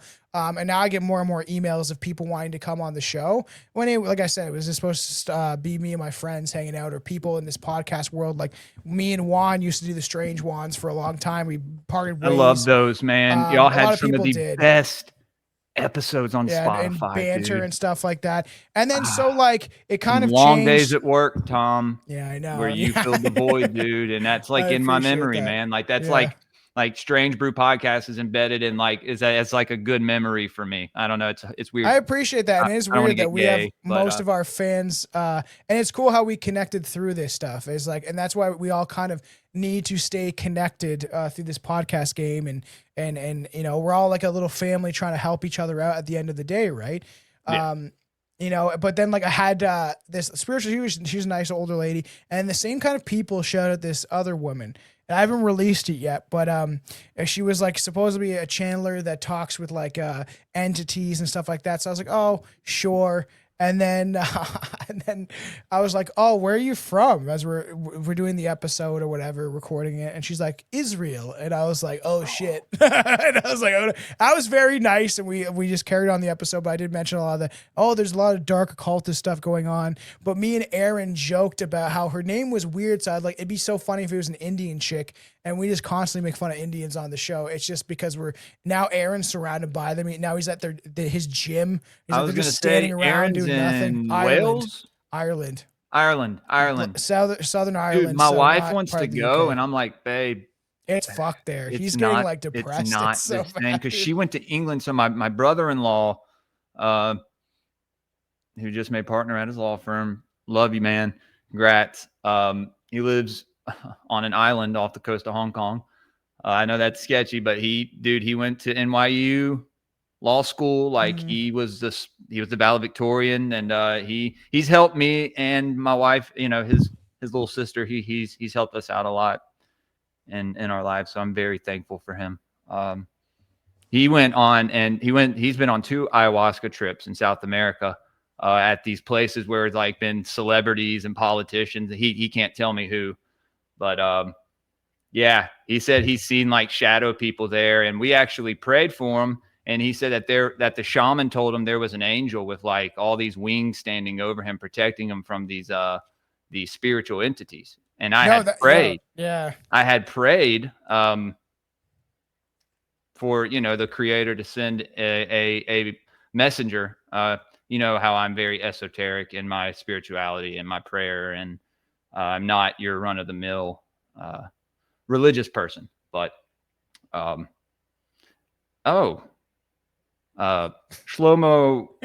Steinbaum. That's so funny. What's going on, man? Tricks in the bag. I got like I have like costumes over them from over the years and shit. Like me and Billy were Jay and Silent Bob for the Halloween special, which is always a fun time.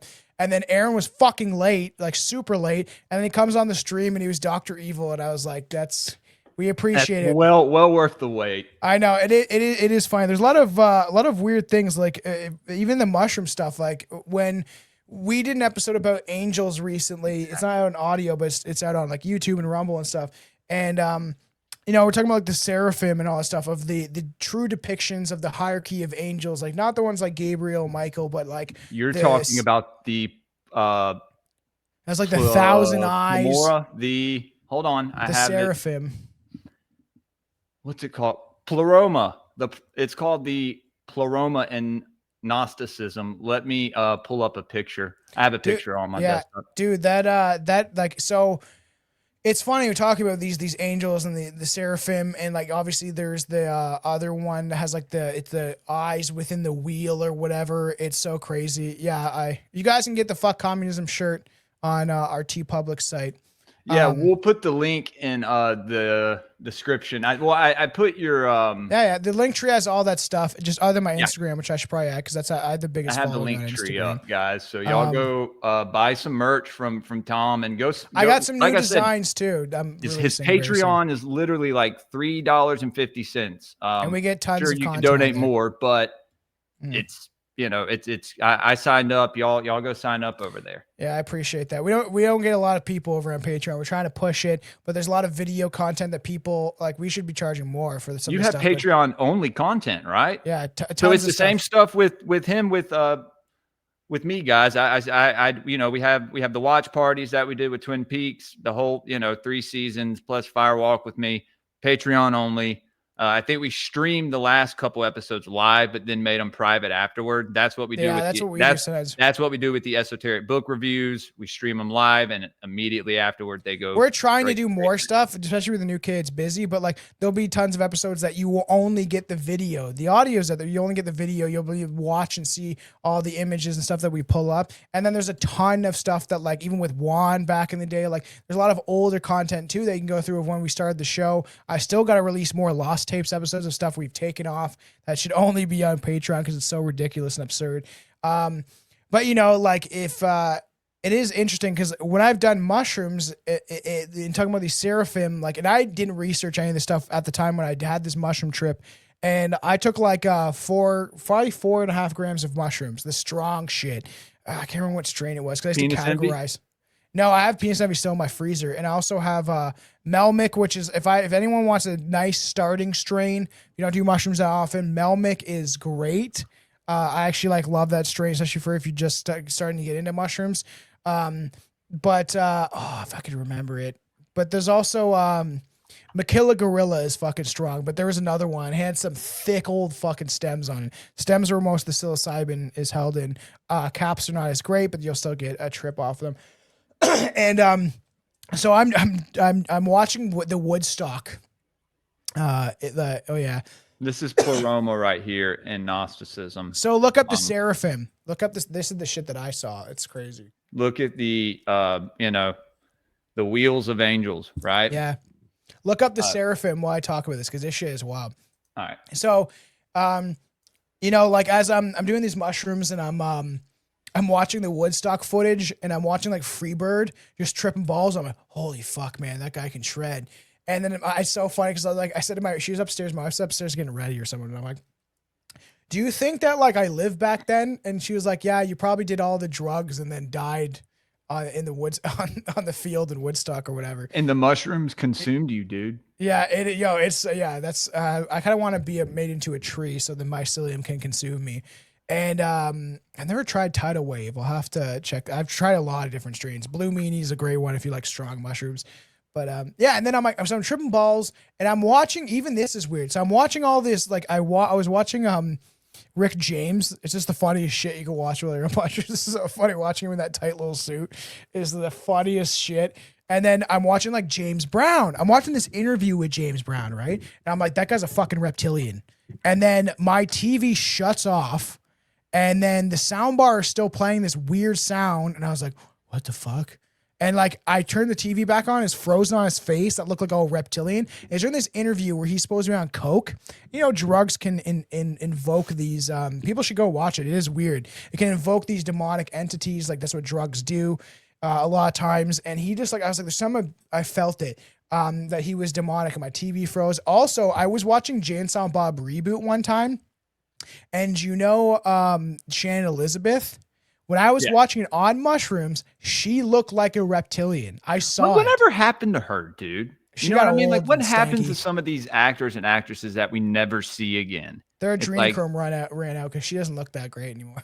Do they have to go back into the earth and shapeshift back into being a reptilian, and then someone else gets to come up and be the next like Disney princess or what the fuck? Well, I always feel like this idea of like how many of them are there? The fallen angels are always like 250 or whatever.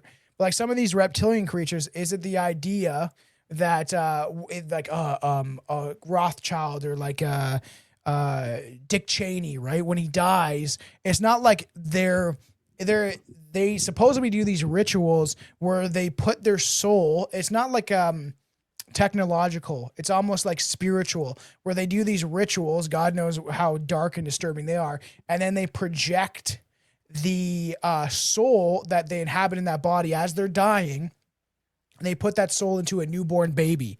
So, and this newborn baby maybe was created by these bloodlines having sex, like a cousin and a cousin. And then they're like, the queen needs to be reincarnated. So they're always here. It's just there's different versions of them, and then we see them throughout all of history, right? You see it in the Anunnaki stories that we talked about on that one episode, dude. They're all interbreeding with each other, and who knows, maybe they're doing some kind of invocation to resurrect the soul of one of their fallen family members into this body. When Dumuzi dies, who's the youngest son of Enki, and that's Ishtar's lover. Yeah. She's searching for his soul for the rest of eternity, right? And she's trying to find it in all these great warriors. And so she brings them up to her sky chamber and she has sex with them. And then in the next morning, if they're dead, then she knows it's not her lover. She knows it's not Dumuzi or Tammuz. Tammuz. Who's just another, risen and or fallen and rising sun god, right? Yeah, it is interesting. So then when I was when I was doing these mushrooms, right, I've all these crazy experiences. I used to watch horror movies outside on a projector by a fire. And then I'm as I'm laying there after I'm watching this Woodstock footage, right, I'm like, I'm tripping out. As I close my eyes, I see like 1,000 eyes looking at me in judgment also. So you saw this right here. Dude, you saw the seraphim, man. It looked frightening. These things. It was like just. Why it's not letting me zoom in? Oh, now you want to be a faggot. If you go down, there's some there's some creepier pictures, I'm sure. But it looked like 1,000 different eyes staring at me. And it was pure like nightmare. There you go. There's a little bigger representation of it. There's better ones. I'm sure if you scroll down, there's some crazy stuff. And it's like that's a bad representation. you can see the seraphim real angels. Like it is nuts. Yeah, some of that, like these winged kind of 1,000 like eyes. This? Something like that. But it was more like psychedelic looking, right? It was like same kind of thing, and it, for all I know, could have had wings and stuff, but all I saw was thousands of eyes looking at me, almost like some of the art that Alex Gray has done, and it just like was so weird, and I was like, nope, no more of that, because it freaked me out, man. It was so weird. Alex Gray? Yeah, look up Alex Gray's art, man. He does a really good representation. Who knows? I heard he's into some weird stuff, man. I've heard he's into some weird things, but his art does do a very good interpretation of what you can see on high doses of mushrooms. So if you're bringing up, that's kind of what I saw. Just like 1,000 eyes looking at me. That's a tool. This tool cover. But he does really good representations. There's ones of like people and kind of what you can see in these psychedelic realms. And it does do a very good representation of, this connective force that we have, even the stone ape theory. But even like I was on mushrooms. I didn't do a high dose. I haven't done them in a while, so I did it for my birthday. And even just looking at the baby, I'm just in awe. Yggdrasil. Have you ever seen these images before? No. Really? You've never seen Alex Gray's art? It's pretty impressive, dude. He does a good job at showing these interpretations of what you can see. Dude, like this right there. Yeah, that's what it looked like, kind of. Okay. And it was. I'm getting chills thinking about it now. It's crazy. And there's people that have weird experiences too. I saw a huge dude in Behind the Sky, Rocky Macabre. I like that name. It's a fun name. Have you seen? I mean, dude, yeah. There's that theory that there's that you can see like the hand of God in heaven, like shaping things. Wavy Z. I can get my hands on some different strains, so I should try to get that, because like I used to try all these different strains, dude, and like I'd be on mushrooms every other weekend, and maybe my wife is like, you got to kind of stop. You're in like a different reality every weekend. I ate some penis envies and my dad had this show at his house. Yeah. Where one of these artists that he books for and manages, he used to work for a label when I was a kid, for a blues label. Now he's does his own thing. Kind of retired, I guess. I don't know. And I went and I'm hanging out with my brother and a couple of his friends, and I'm looking at him, dude, and he has like 3 faces, it seems, but it's like, It's only, I don't know. It was crazy. But it wasn't frightening or anything, you know, It was like, whoa. Have you ever looked in a mirror? That's like that's how I test how high I am. I used to do that. Did it scare you? Yeah, dude. I used to, Dude, I've seen where it like splits my face. Like it's fucked. And that's how I tell how high I am. Because if I can still go in the mirror and look at myself, and it like starts morphing. I'm like, okay, I'm still here. You know, because it shows you some shit. People are scared of doing that. I used to experiment as a young. I didn't try it till later on, so I'm thankful. Should have never taken the amount of 2CI, 2CB, 25I. You ever heard of that stuff? No. Oh, Jesus Christ. Well, we were doing a lot different things in Mississippi. Research chemicals and never take 2CE, man. Never take it. I've never even heard You'll of have it. an ego death, and it's like it's pretty dark. And I remember somebody put on the movie Stuck on You with Greg Kinnear. Oh, weird. And Matt Damon. And I had the worst experience. But dude, I had been there before. Weird. I had been there before. I had seen this before. Like I had seen this movie in this state before, but not like it was in a dream at some time. And I remember my friends fucking with me and they were making weird noises. And I'm just sitting there just like almost in tears, just like, I hate y'all so much. Then again, the guy told me, he was like, take like a quarter of this. I end up drinking a bunch of Jameson and I take 2 full hits. Idea. Terrible idea. Never I mix wake up psychedelics soaked with alcohol. in my own this was 15 years ago. 16 years ago when I was crazy. Long time ago, guys. I don't even know what that is, man. I've done. And the next day I got my mammoth a little bit on my arm and weed. done. My tattoo done the next day on my arm. And I had not been to sleep. I was looking at the ceiling and it was moving and I was getting a tattoo. I have put myself through, I think, pain. I mean, dude, getting my big wolf head on my belly, the belly button had to be like colored in with the tattoo gun. I endured that multiple times. Yeah.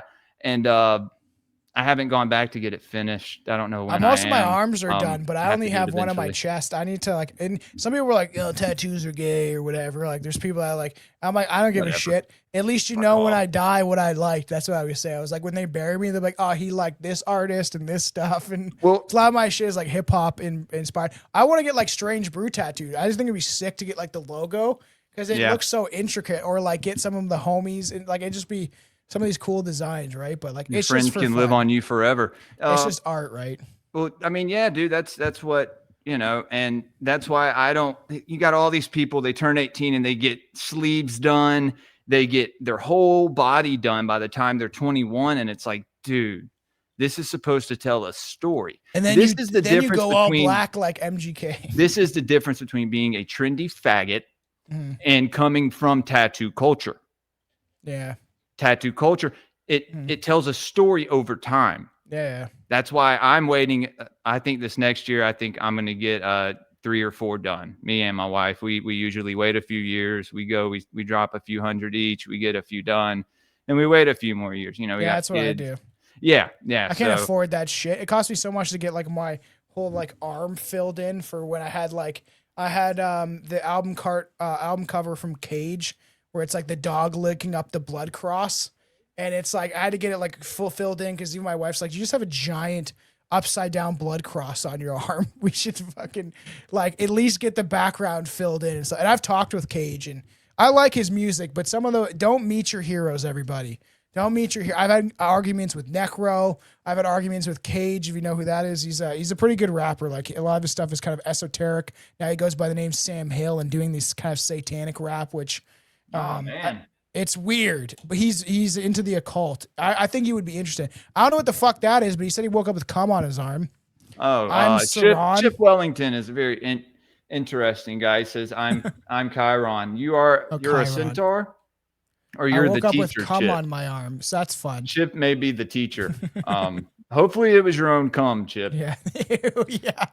I don't know what this is.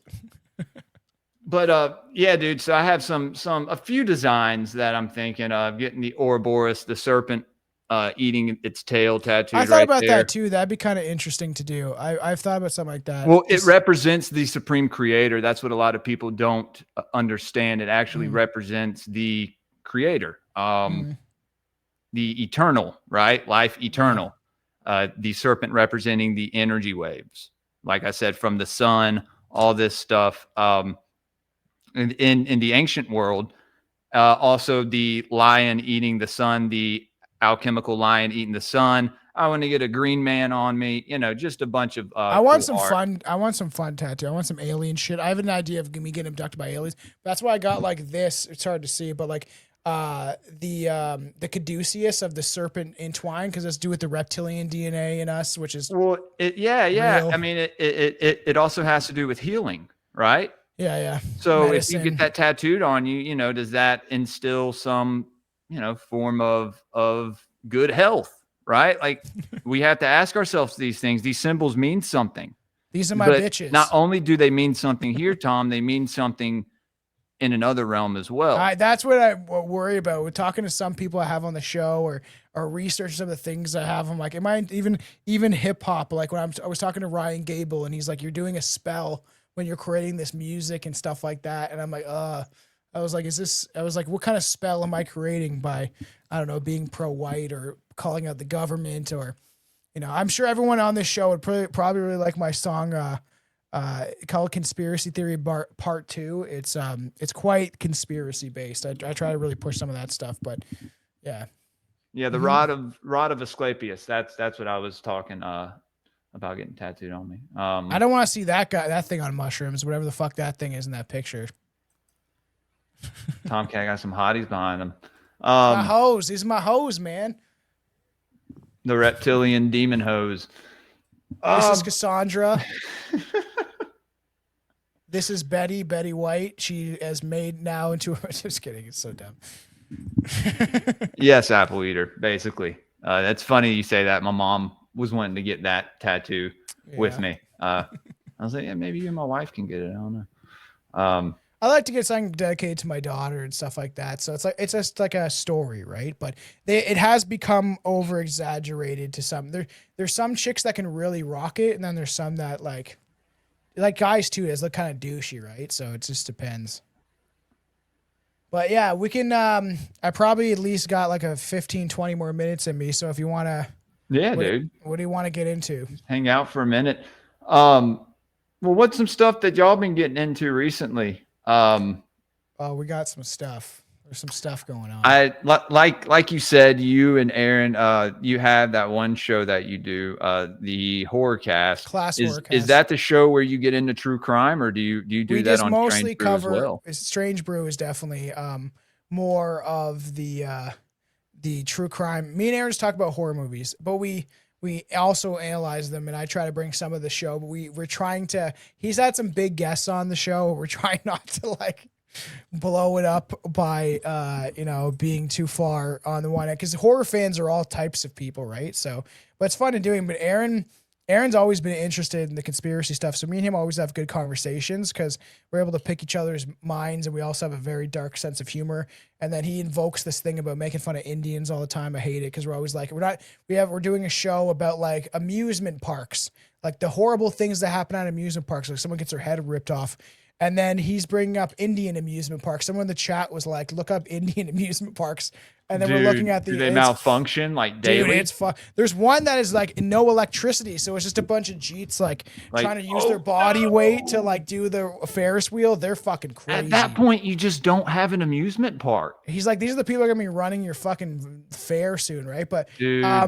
The true crime stuff, I think we do really well. A lot of people ask for it, and it's just because we really like tells a story. Stacks. Sorry. Yeah, Sorry, we really deep dive into these the conspiracies and stuff like that also. But I'm fascinated. We have so many things that's on the go. I want to do a Black Nobility episode. We're getting into the Francis cult. Bring me in on that, dude. Yeah. That's something I started off early talking about, were the Venetian bloodlines, the banking families. We can do that. We can set and that how up to they actually bring you infiltrated. How these were the priesthoods of Amun Ra in Egypt, I think. Marmaduke We talked about him a few times. That guy. Yeah, we do. And they integrated into royalty. Yeah. To I can bring you on subversion for that episode. I think it might be interesting because that'll be a big deep dive that eventually we'll get into. Like, I'm really trying to get the Francis cult done soon. But even like true crime is so interesting to me because it's like what drives these serial killers and these people to commit these acts. And is it some sort of mind control? Because like clearly like people like Charles Manson were implicated in these maybe MK Ultra type experiments. But you also have like Eileen Warners. She could be batshit crazy. She's the most fucking bizarre serial killer female. And it's becoming popular where if you see some of those like tapes or interviews in the jail, she's like, they were using sonic pulsing in my skull. You know what I mean? Well, and then David Berkowitz, Charles Manson, these people had Dana on, I think 2 weeks ago, last week. She talked about the Process Church and how this is all linked. And one of the Manson girls was I think a member of the Process Church. Yeah, so is well, and then you have who was it? I don't think it was Gary Ridgway. It was Otis Toole and what's the other guy's name? They were connected to the Hidden Hand. I think that's what it was called. Another like kind of weird cult. And yeah, all these groups are connected to the Temple of Set, and like they're all intertwined in some way, and they all take orders, I think, from these families that have essentially run everything. Well, they use them to inflict fear, right? I'm sure like Ted Bundy had weird connections, but a lot of them have connections to the military. Like Jeffrey Dahmer went to the military. He used to just get drunk as fuck. He went to Germany, and people claim there is weird things about Dahmer going to Germany, right? And like maybe killing people there. We don't know. And there's a lot of connections to the military. David Berkowitz. There's a ton of them. We'll be diving into John Wayne Gacy. We're actually going to do the Finders cult pretty soon. All these get Austin Pickard on, dude. Oh, I think I know who that is. Get my boy Austin on, man. No, I'll send him a text, dude. Send him a message, man. That'd be interesting. You would be fascinated with the stuff that he has to say, man. He is an endless vault of knowledge. But dude, not only is it these serial killers, it's the school shooters as well. You know? Yeah. And that it's all part of like, it's definitely like a psychological, like they put them on all these drugs and stuff like that.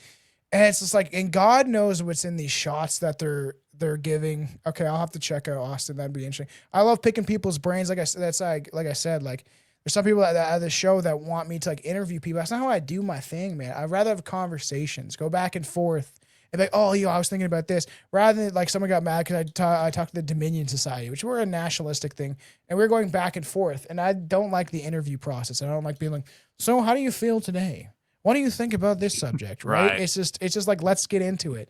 Maybe they've replaced the mass shooters from like serial killers of this idea of it's inflicting fear, right? And consuming energy. And you mass think about trauma. Maybe this is idea of like, something like Ted Bundy or Jeffrey Dahmer. Some people actually feel bad for Jeffrey Dahmer and people like Ed Gein because like they don't necessarily know what they're doing is wrong. They just had this impulse.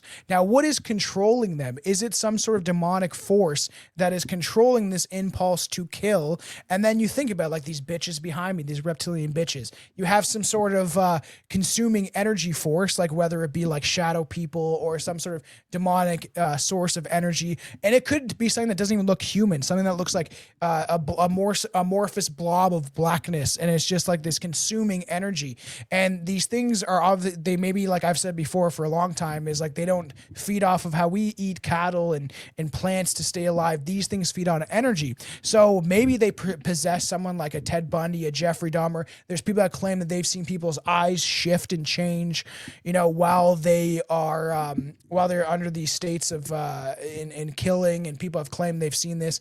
And maybe it's something possessing them, and then as they're killing somebody or strangling them to death or whatever, there's so many different serial killers, these things are just behind them, just sucking up all the energy, right? Using them, maybe even controlling them, and then once they either are executed and dead, like, or just die of natural causes like Richard Ramirez, maybe they just leave them. Because Richard Ramirez, I think, was invoking some sort of demonic entities and beings doing occult rituals. He's very smart, man. in was smart. some Listen to him underground talk. order. And Yeah. he says this stuff of like the Satanists aren't these people like kids in the forest, doing these weird rituals with a goat skull. These are politicians, judges, lawyers, and they're doing these weird satanic rituals, which you could just like the word satanic, you could like dark occultist rituals, and then they are consuming the energy of the people surrounding them. And people might not even realize it, but there's people out there that might be psychic vampires themselves. If you project your own insecurities and all your like, you have a bad day and you push it on somebody else and you feel good about making them feel bad about themselves, that's also, you're feeding into the same energy that these things consume, right? So it goes deeper than I think a lot of people want to admit, right? Yeah, definitely, dude. Definitely. It's bizarre. And that's what we were talking about earlier with these people now kind of bringing it into the mainstream. It really does make you wonder, like, and another good person that talks about this stuff is my boy 7Cs. He exposes a lot of these kind of independent, let's say it, right-wing influencers, who they are funded by, who what company their parents work for. Mm-hmm. Like Jack Black has connections to like some weird shit too. Dude, yeah.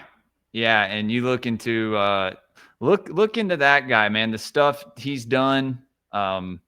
Is he worshiping the Nephilim clowns, dressing up like a stupid, goofy clown-looking fuck? Like, it's just sad because like there's stuff and there's celebrities and movies I like, but it's like, oh, these people are fucking creepy. Like, like God knows what they're doing, right? And it's like we joked on the one episode, like I like Shia LaBeouf, the Boof Boy. I always liked his stuff. And then the one episode, this is years ago, me and Billy were talking about like like how all of our heroes are just fucking creepsters, you know what I mean? Like it's like sad, like, or people you like in like Hollywood, and you can't like anyone, right? Like never worship these celebrities. But you're like, oh, I like this guy in this movie. But then you find out they're involved in some shady stuff, and it's just like everyone has to realize that all these people, politicians, celebrities they're worshiping are probably involved in some sort of demonic energy and forces, right? Yeah. I mean, that's how it's been since antiquity, and it's never the politicians. It's never the aristocrat. It's never the wealthy landowner or CEO. It's always the priest, right? Yeah. It's the priest class. So if you pay attention, you can kind of see who the high priest and priestesses are in Hollywood. Yeah, dude, they're puppet masters and stuff. Like I think the Jim weird Carrey, thing Charlie Kirk and Jim shit. Carrey is one. Obviously, I like Jim Carrey. It's sad. He said he went to the forest. I know it's sad, but he, there's things. I don't know. That'd be cool deep dives we could do. I would get into some Jim Carrey. It's interesting because he said he did some sort of. I think he did some sort of psychedelic. And then he comes back into Hollywood and he's talking about how like he's not himself and he was just playing a character and nothing is real and he's wearing like Illuminati shit and it's just interesting like whatever happened to him. Philip Seymour Hoffman. I've heard about that too, Rocky. Yeah, no. So and then there's people like him who probably come to and they're like, wait a minute, what the fuck have I done? And then Robin Williams. They're done, right? They got to go, right? Robin Williams.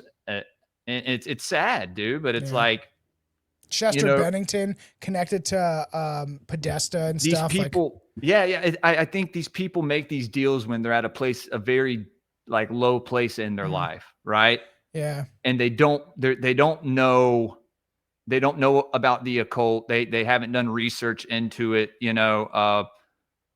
like the Faustian bargain and all this stuff, like giving these entities consent, right? Well, there's that story of like that. It's like a YouTuber. They're two famous YouTubers. Maybe it's Mr. Beast. They don't really know. That guy's fucking weird shit, anyways.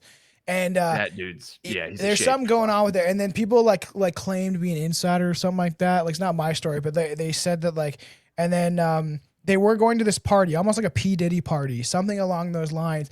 And then they were brought through one room and they had to do something weird. And then they were brought to the next room and they had to probably, do something, it gets weirder and weirder as they get brought through these rooms. You're just like looking just watching a chick get her fucking snatch licked out by a dog with peanut butter or something like that. And then it gets weirder and weirder, right? Donkey shows. Yeah. You know, we talked about the donkey. Yeah. Yeah. And then one of the guys left. He's like, I can't do this. This is just getting too weird. He leaves, and as he's supposed to be leaving towards like to exit the party, he goes around the side to get his cab or whatever. And he said he looked in the window and he saw this YouTuber, his buddy, doing some sort of weird satanic shit, probably do with children. And then he saw him like months later, and he's like, "You can't tell anybody what you saw," because he's like, "I saw you. What the fuck were you doing in there?" Da, da, da. And like, so stuff like that, I think, does happen. You know what I mean? Like, yeah. And I've said that for years, of this idea of celebrities selling their souls in this life, and they get handed everything they want. You know, like people like randomly like MGK or like Katy Perry and some of these people that you see out in the open. Justin Trudeau's now fucking, even though he's gay with Mark Hahn, is putting on this false that he's actually this false presentation that he's actually straight or some shit. Yeah. And then they don't have to next life. They're gone, right? Their soul's gone the next life, right? Well, and it's not just like selling your soul in the sense of you just hand it over for something. It is it's debasing your soul until there is nothing left, right? It is committing acts, heinous acts on children or on, animals, whatever. On your family. We see that happen a lot in Hollywood. These they people get this lose people very adrenochrome close from children, to them. they claim, right? It's like you inflict so much fear, and then I don't know what the hell that shit. Well, and then the transing their kids, right? That's another form of child sacrifice. Is this the mutilation of your children's genitals? And like fucking Mark Carney and his trans daughter and shit, like all that. That's a sacrifice too. It's not a coincidence that all these celebrities have this common theme, right?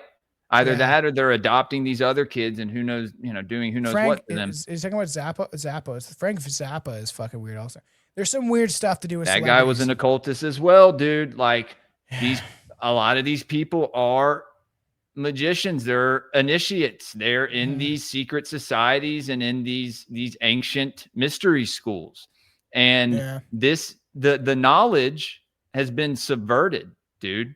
If you go and look at where this stuff comes from all the way back, it comes from our ancestors. These original mystery schools, and the knowledge was for everybody. If you were an upstanding citizen, I heard that too. You could have been a blacksmith and been a part of one of these societies. I was talking about this. I've been talking about it a lot lately because I've been getting into the Orders of the Quest. They're in the the medieval times.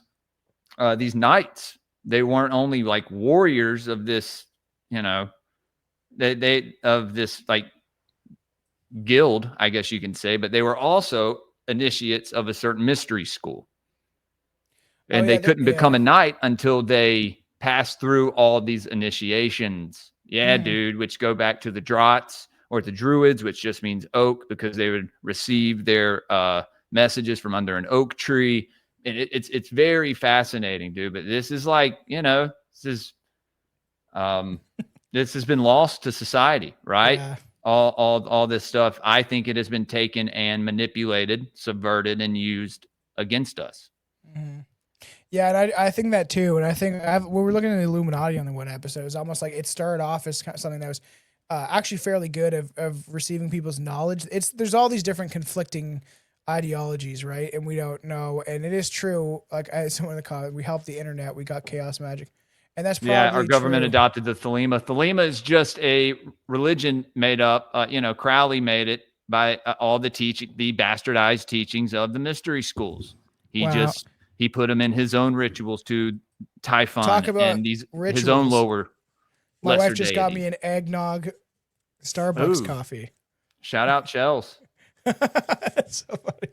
Shout out little Tomcat too. Yeah. Little Tom girl. I don't like saying her name on. I'm not going to. I don't even know her name. You have a very precious child, Tom. It's okay. This fucking satanic company.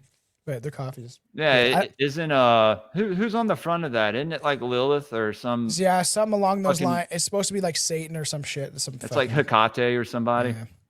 Yeah, it's there's interesting stuff, and I probably should head out soon. At least we got to 2 hours. Brother. Or Yeah, no, whatever. That's hey, good. man. Yeah, we're coming up on 2 hours, guys. This was a fun show. Tom, we got to get you back on, man. We got to get Billy and Aaron in here with you. Also, I got to get Sundays together were with you usually guys. good. We're trying to figure out, but I think we're gonna start going live every other Sunday and try to stick to a live schedule so people can come join us on Rumble and YouTube and X and Twitch and stuff like that. You can find it all at Strange Brew Podcast. But like, it's fun to get everyone together. So we're trying to figure it out because it always seems to be a problem with scheduling, right? But I always like coming on shows like this because in Strange Brew, we always stick to a format. Yes, we definitely go off topic, but usually, okay, we're talking about this specific topic. So always to come on shows like yours where we can kind of just shoot the shit and talk about all these different subjects is always a lot of fun for me because I have so many thoughts. Even on people on the show can hear it where we might be talking about politics and all of a sudden, I'm talking about how like white people were in North America first because the Solutreans and like just it goes everywhere, right? So yeah, I always enjoy doing this this type of stuff because I could talk for hours and it could get all into something else in more detail. All of a sudden, we're talking about the gray aliens or anything, right? So there's a lot of things we can get into, Hell yeah, dude! No, let's just talk in the back channels about it, and we can schedule some stuff. Yeah, that's awesome. I appreciate you having me on. If everybody that is watching this or listening, if Jules wants me to, I'll put it out on my side in audio also, just to get us some love and stuff like that. And it's a fun kind of episode. We got into so many different things. Please support us at Strange Brew Podcast. We are on X. Mostly I'm just trying to post videos and stuff like that from the show. Instagram, we have the biggest following. If you are more into the political content type of stuff going on in the world, I have the Raptilian. I just got to 15,000 people on Instagram. I had one taken down at 13,000. So I'm building back up and it's, I've received a lot of love, some hate too. I get some people threatening me just for speaking about the truth. But Instagram, we're the most active. There's a bunch of fun clips you can look at. And YouTube, Rumble, X, all podcast platforms. And for the people that don't understand, we've been doing this for 7 years, which is crazy. And there's probably like at least half of the show that is just audio. And even stuff like that you can find on Patreon. Like there was probably about 100 episodes that got taken off the show that when we were first starting were sloppy. That is, some of them have been put on Patreon, so they get content like that. So I appreciate everybody that's tuned in. Me and Jules have stayed connected for a while now, and with him and Nate and some other people, I just see like we're trying to create this fun family. We can jump on each other's shows and help each other out, right? Absolutely, brother. Absolutely. All right. Yes, that might happen. All right, Tom. Okay. I will see you later, my homie. All right, brother. Thank you for coming on, man. I'll talk to you later. Yeah, we'll set something up for my show because I like to get you back on. We can stick to a whole topic. You know what I mean? Get something going, something deep. Hell yeah, dude. Hell yeah. Right. Before I leave, let's play this one more time. Okay, I'll get out of here. It didn't play the Adolf Hitler part, which I thought would be funny.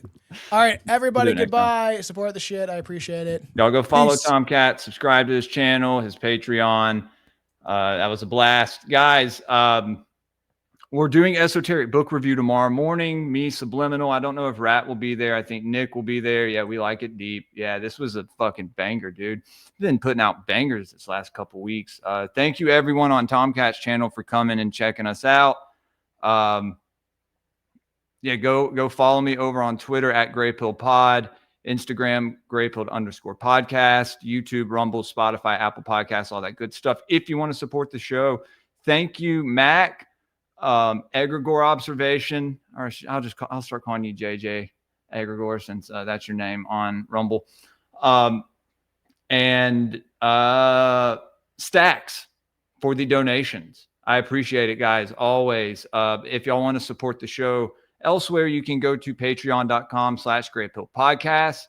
If you're on Rumble, you can go to Locals and support us over there. Also, there's Cash App, PayPal, Buy Me a Coffee, Power Chat, and Ko-Fi in the description.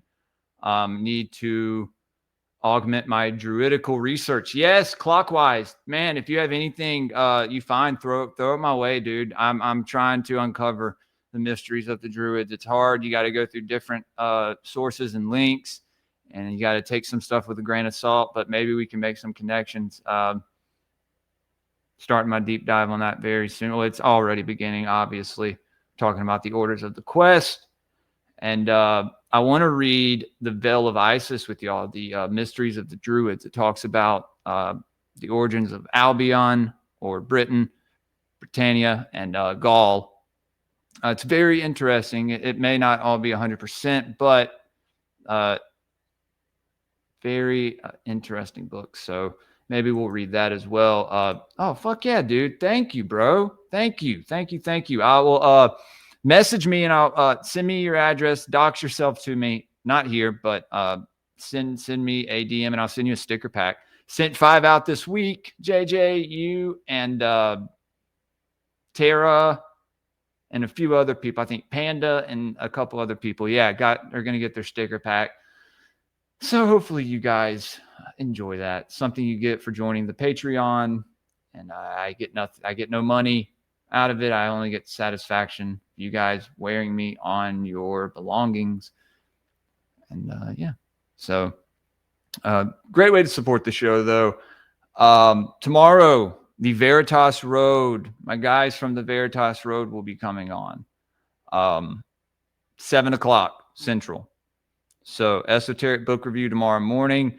And I tried to find Lost Highway on the internet last night. I can't. I don't know. I think I have HBO. I want to watch Sexy Beast as well, and Layer Cake with you guys. I don't know what's up with me and the British gangster films, but I guess it's from me watching Guy Ritchie as a kid. I don't know. My dad used to watch Snatch and Lock, Stock, and Two Smoking Barrels like every weekend. I'd stay with him. So big fan. Anyway, I did download Inland Empire, so we could watch that. I don't know if y'all want to watch a David Lynch movie, or we can watch something else. I've been binging Vikings, binge watching Vikings on Netflix. Pretty cool show. Don't know if it's 100% accurate, but it's a pretty cool show. And HBO only $2.99 for the next 12 months. Yeah, man. Yeah. Well, I can sign up for more. The more people who sign up for the Patreon, the more, streaming services I can sign up to, and all that fun stuff. Also working on setting up merch. Also, if you notice in the Rumble, I have a lot of emotes in there. Tons of emotes for subscribers. If you want to subscribe on Rumble, I'm going to keep adding stuff in there. If y'all want to make me any personalized emotes, you can. The image has to be 512 by 512. It has to be a GIF, but I don't know, make some stuff. Make some like Gods of the Morning Wood, or Handsome Faggot, or Gay Pilled. I don't know. Whatever you want to do. You guys who know me who know me the best, criticize me the best. So I love it. I'm here for it. Lost Highway is crazy. Yeah. We're on a Lynch kick. So, but yeah, no, the show was fun, guys. And I'm going to go hang out with my family. I don't know if I'll be streaming later today. Probably not. I don't know if we'll do a Rustic Gods this weekend. Me and Headless. Maybe we can work it into this next week. That there is an Occult Reject show tomorrow. Guy from the Golden Dawn is coming on. Is it fucking raining? Oh, dude, it's going to be freezing. I'm freezing right now. I just realized that I'm actually pretty cold. Trying to get a new house soon, guys, so I can get a podcast room. We're trying to sell our house. That's what I've been busy doing that too. Life gets you busy sometimes. So hopefully I've been putting out enough content to keep y'all satisfied. And rap is gay. Yeah, not everyone's a fan, Uncle Ted. It's good to see you though. Better late than never, huh?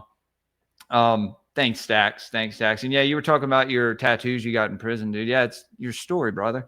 That's, tattoos are supposed to tell a story, not a fashion trend. For you to just get a bunch of fucking like roses and weird like little trinket looking things that a grandmother would have in a china cabinet on your fucking body. Like what is going on with the culture today where people are getting stuff like that. I don't understand. It's like my daughter learned how to like draw with a pencil and made tattoos. I don't get it. It looks like shit. Stop fucking doing it. You might as well get stick people tattooed on your arm or wherever you do. Get some shit. Get a wolf head. Get some cool shit. Something that my animal heads represent my animal nature of my body, of our lower nature that is symbolized by the body. Now, did I know that when I got them? No, but now it's kind of like, oh wow, I don't know, some revelation that I had. I don't know. I like animals, so there's that too. It's snowing. Yeah, man. Well, I'm in Mississippi, so it's usually pretty hot here. But yeah, guys, working on an edit too. So if there's any episodes where there's any particular like hot takes or anything a guest says that is memorable that y'all want to clip and send to me, or anything that y'all want to make for me, if anyone wants to make an edit and send it to me, I will play it at the end of every show. We got new Paranoid American edits. Body is a temple, I know. Or is it that we have temples on our body and we connect with the creator through our temples, right? I don't know. But yeah, your body is a temple. Yeah. Don't desecrate it, guys. Don't be like me. Don't get tattoos. And, ink poisoning and all that. I don't know. But Midwest snowstorm, we inside today. Well, be safe, David. And it's good to see you, man. Good to see you. Thanks for swinging by, dude. Go join the Patreon. Guys, join the Patreon. We do a lot of cool shit over there. Subliminal Messengers on there. Season of the Rats on there. The Occult Rejects are on there. Me and Paranoid American, we have, he's going to break down the Sword in the Stone movie with me, the Disney one. We're going to watch it and break that down. That's going to happen soon. I'm going on Cult of Conspiracy. I'm going on Prometheus Lens. I'm going on White Rabbit Podcast. And like I said, Veritas Road is coming on. And then who else do I have coming on? Need to rebook Robbie Marks, Cosmic Peach, Julia. Shout out Julia. She'll be coming on. And then I need to get up with Isaac Wisep. And Sam Tripoli got back to me. Like I said, hopefully can get him on for a Great Pilled episode. Horseshoes and Hand Grenades are going to get their own episode soon, as well as Subliminal Rat and Not Nice Guy. You know how we do it. We're going to let everyone shine, give them their pedestal, and let them talk about what they want to talk about. And we may have some guests on in the near future that everyone doesn't agree with. Tough shit. Deal with it and learn to accept other people's opinions. Even if it affects you, makes you uncomfortable, learn to just roll with it. That's the best way to overcome it. And that's how you overcome your fears as well. We talked about that a lot lately. Like I said, beating a dead horse. Fear is the strongest emotion. That's how we are controlled, through fear. I shat on Yahweh the other. My stone has been cast. Subliminal, it's the other day. Oh no. Well, hey, Brother Rabal, son of El, right? Insert name here, right? Anyway, guys, yeah, Dana did kill it with the Alex Jones. Yeah, dude, Candace dad. I'm having Austin Picard on soon. We're going to talk about that. Also, John Lee Chowbeck coming on to watch Under the Silver Lake. We're decoding all the craziest thing is the chaos sigil on the pizza box that I haven't seen anyone point out. When Andrew Garfield's eating the pizza, there's a chaos magic sigil on the top. That's from the pizza, but it's quite clearly a chaos magic sigil. The same one on the Red Hot Chili Peppers cover. Y'all know what I'm talking about. Anyway, has my camera been doing that the whole time? I should have cleaned it. Yeah, go check out the episode that I had with Dana. Like I said, guys, bunch of cool stuff happening on Grey Pill the next couple months. We're talking about new things, new ways to look at things, and we're evolving, right? we're gaining gnosis and enlightenment as well. So I hope everyone had a good Thanksgiving. And if I don't see you guys this weekend for the rest of the shows, y'all stay gray-pilled. All right? Stay gray-pilled. Peace out, everybody. All American stickers, cryptids, cults, and killers. We got all your favorite conspiracies, all of that and more on our sticker sheets. Paranoid American stickers, they'll make you smile and snicker. False flags and secret society, all of these and more on our sticker sheets. Explore the unique with Paranoid American sticker sheets. Unearth tales of cryptids, cults, and mysteries through each sticker. These won't last long. Get yours now at paranoidamerican.com. We're all American stickers, cryptids, cults, and killers. We got all your favorite conspiracies, all of that and more on our sticker sheets. Paranoid American stickers, they'll make you smile and snicker. False flags and secret society, all of these and more on our sticker sheets. What the heck are you waiting for? Discover the extraordinary with Paranoid American sticker sheets. From cryptids in the night to cults out of sight, each sticker is a unique find. Get yours now at paranoidamerican.com.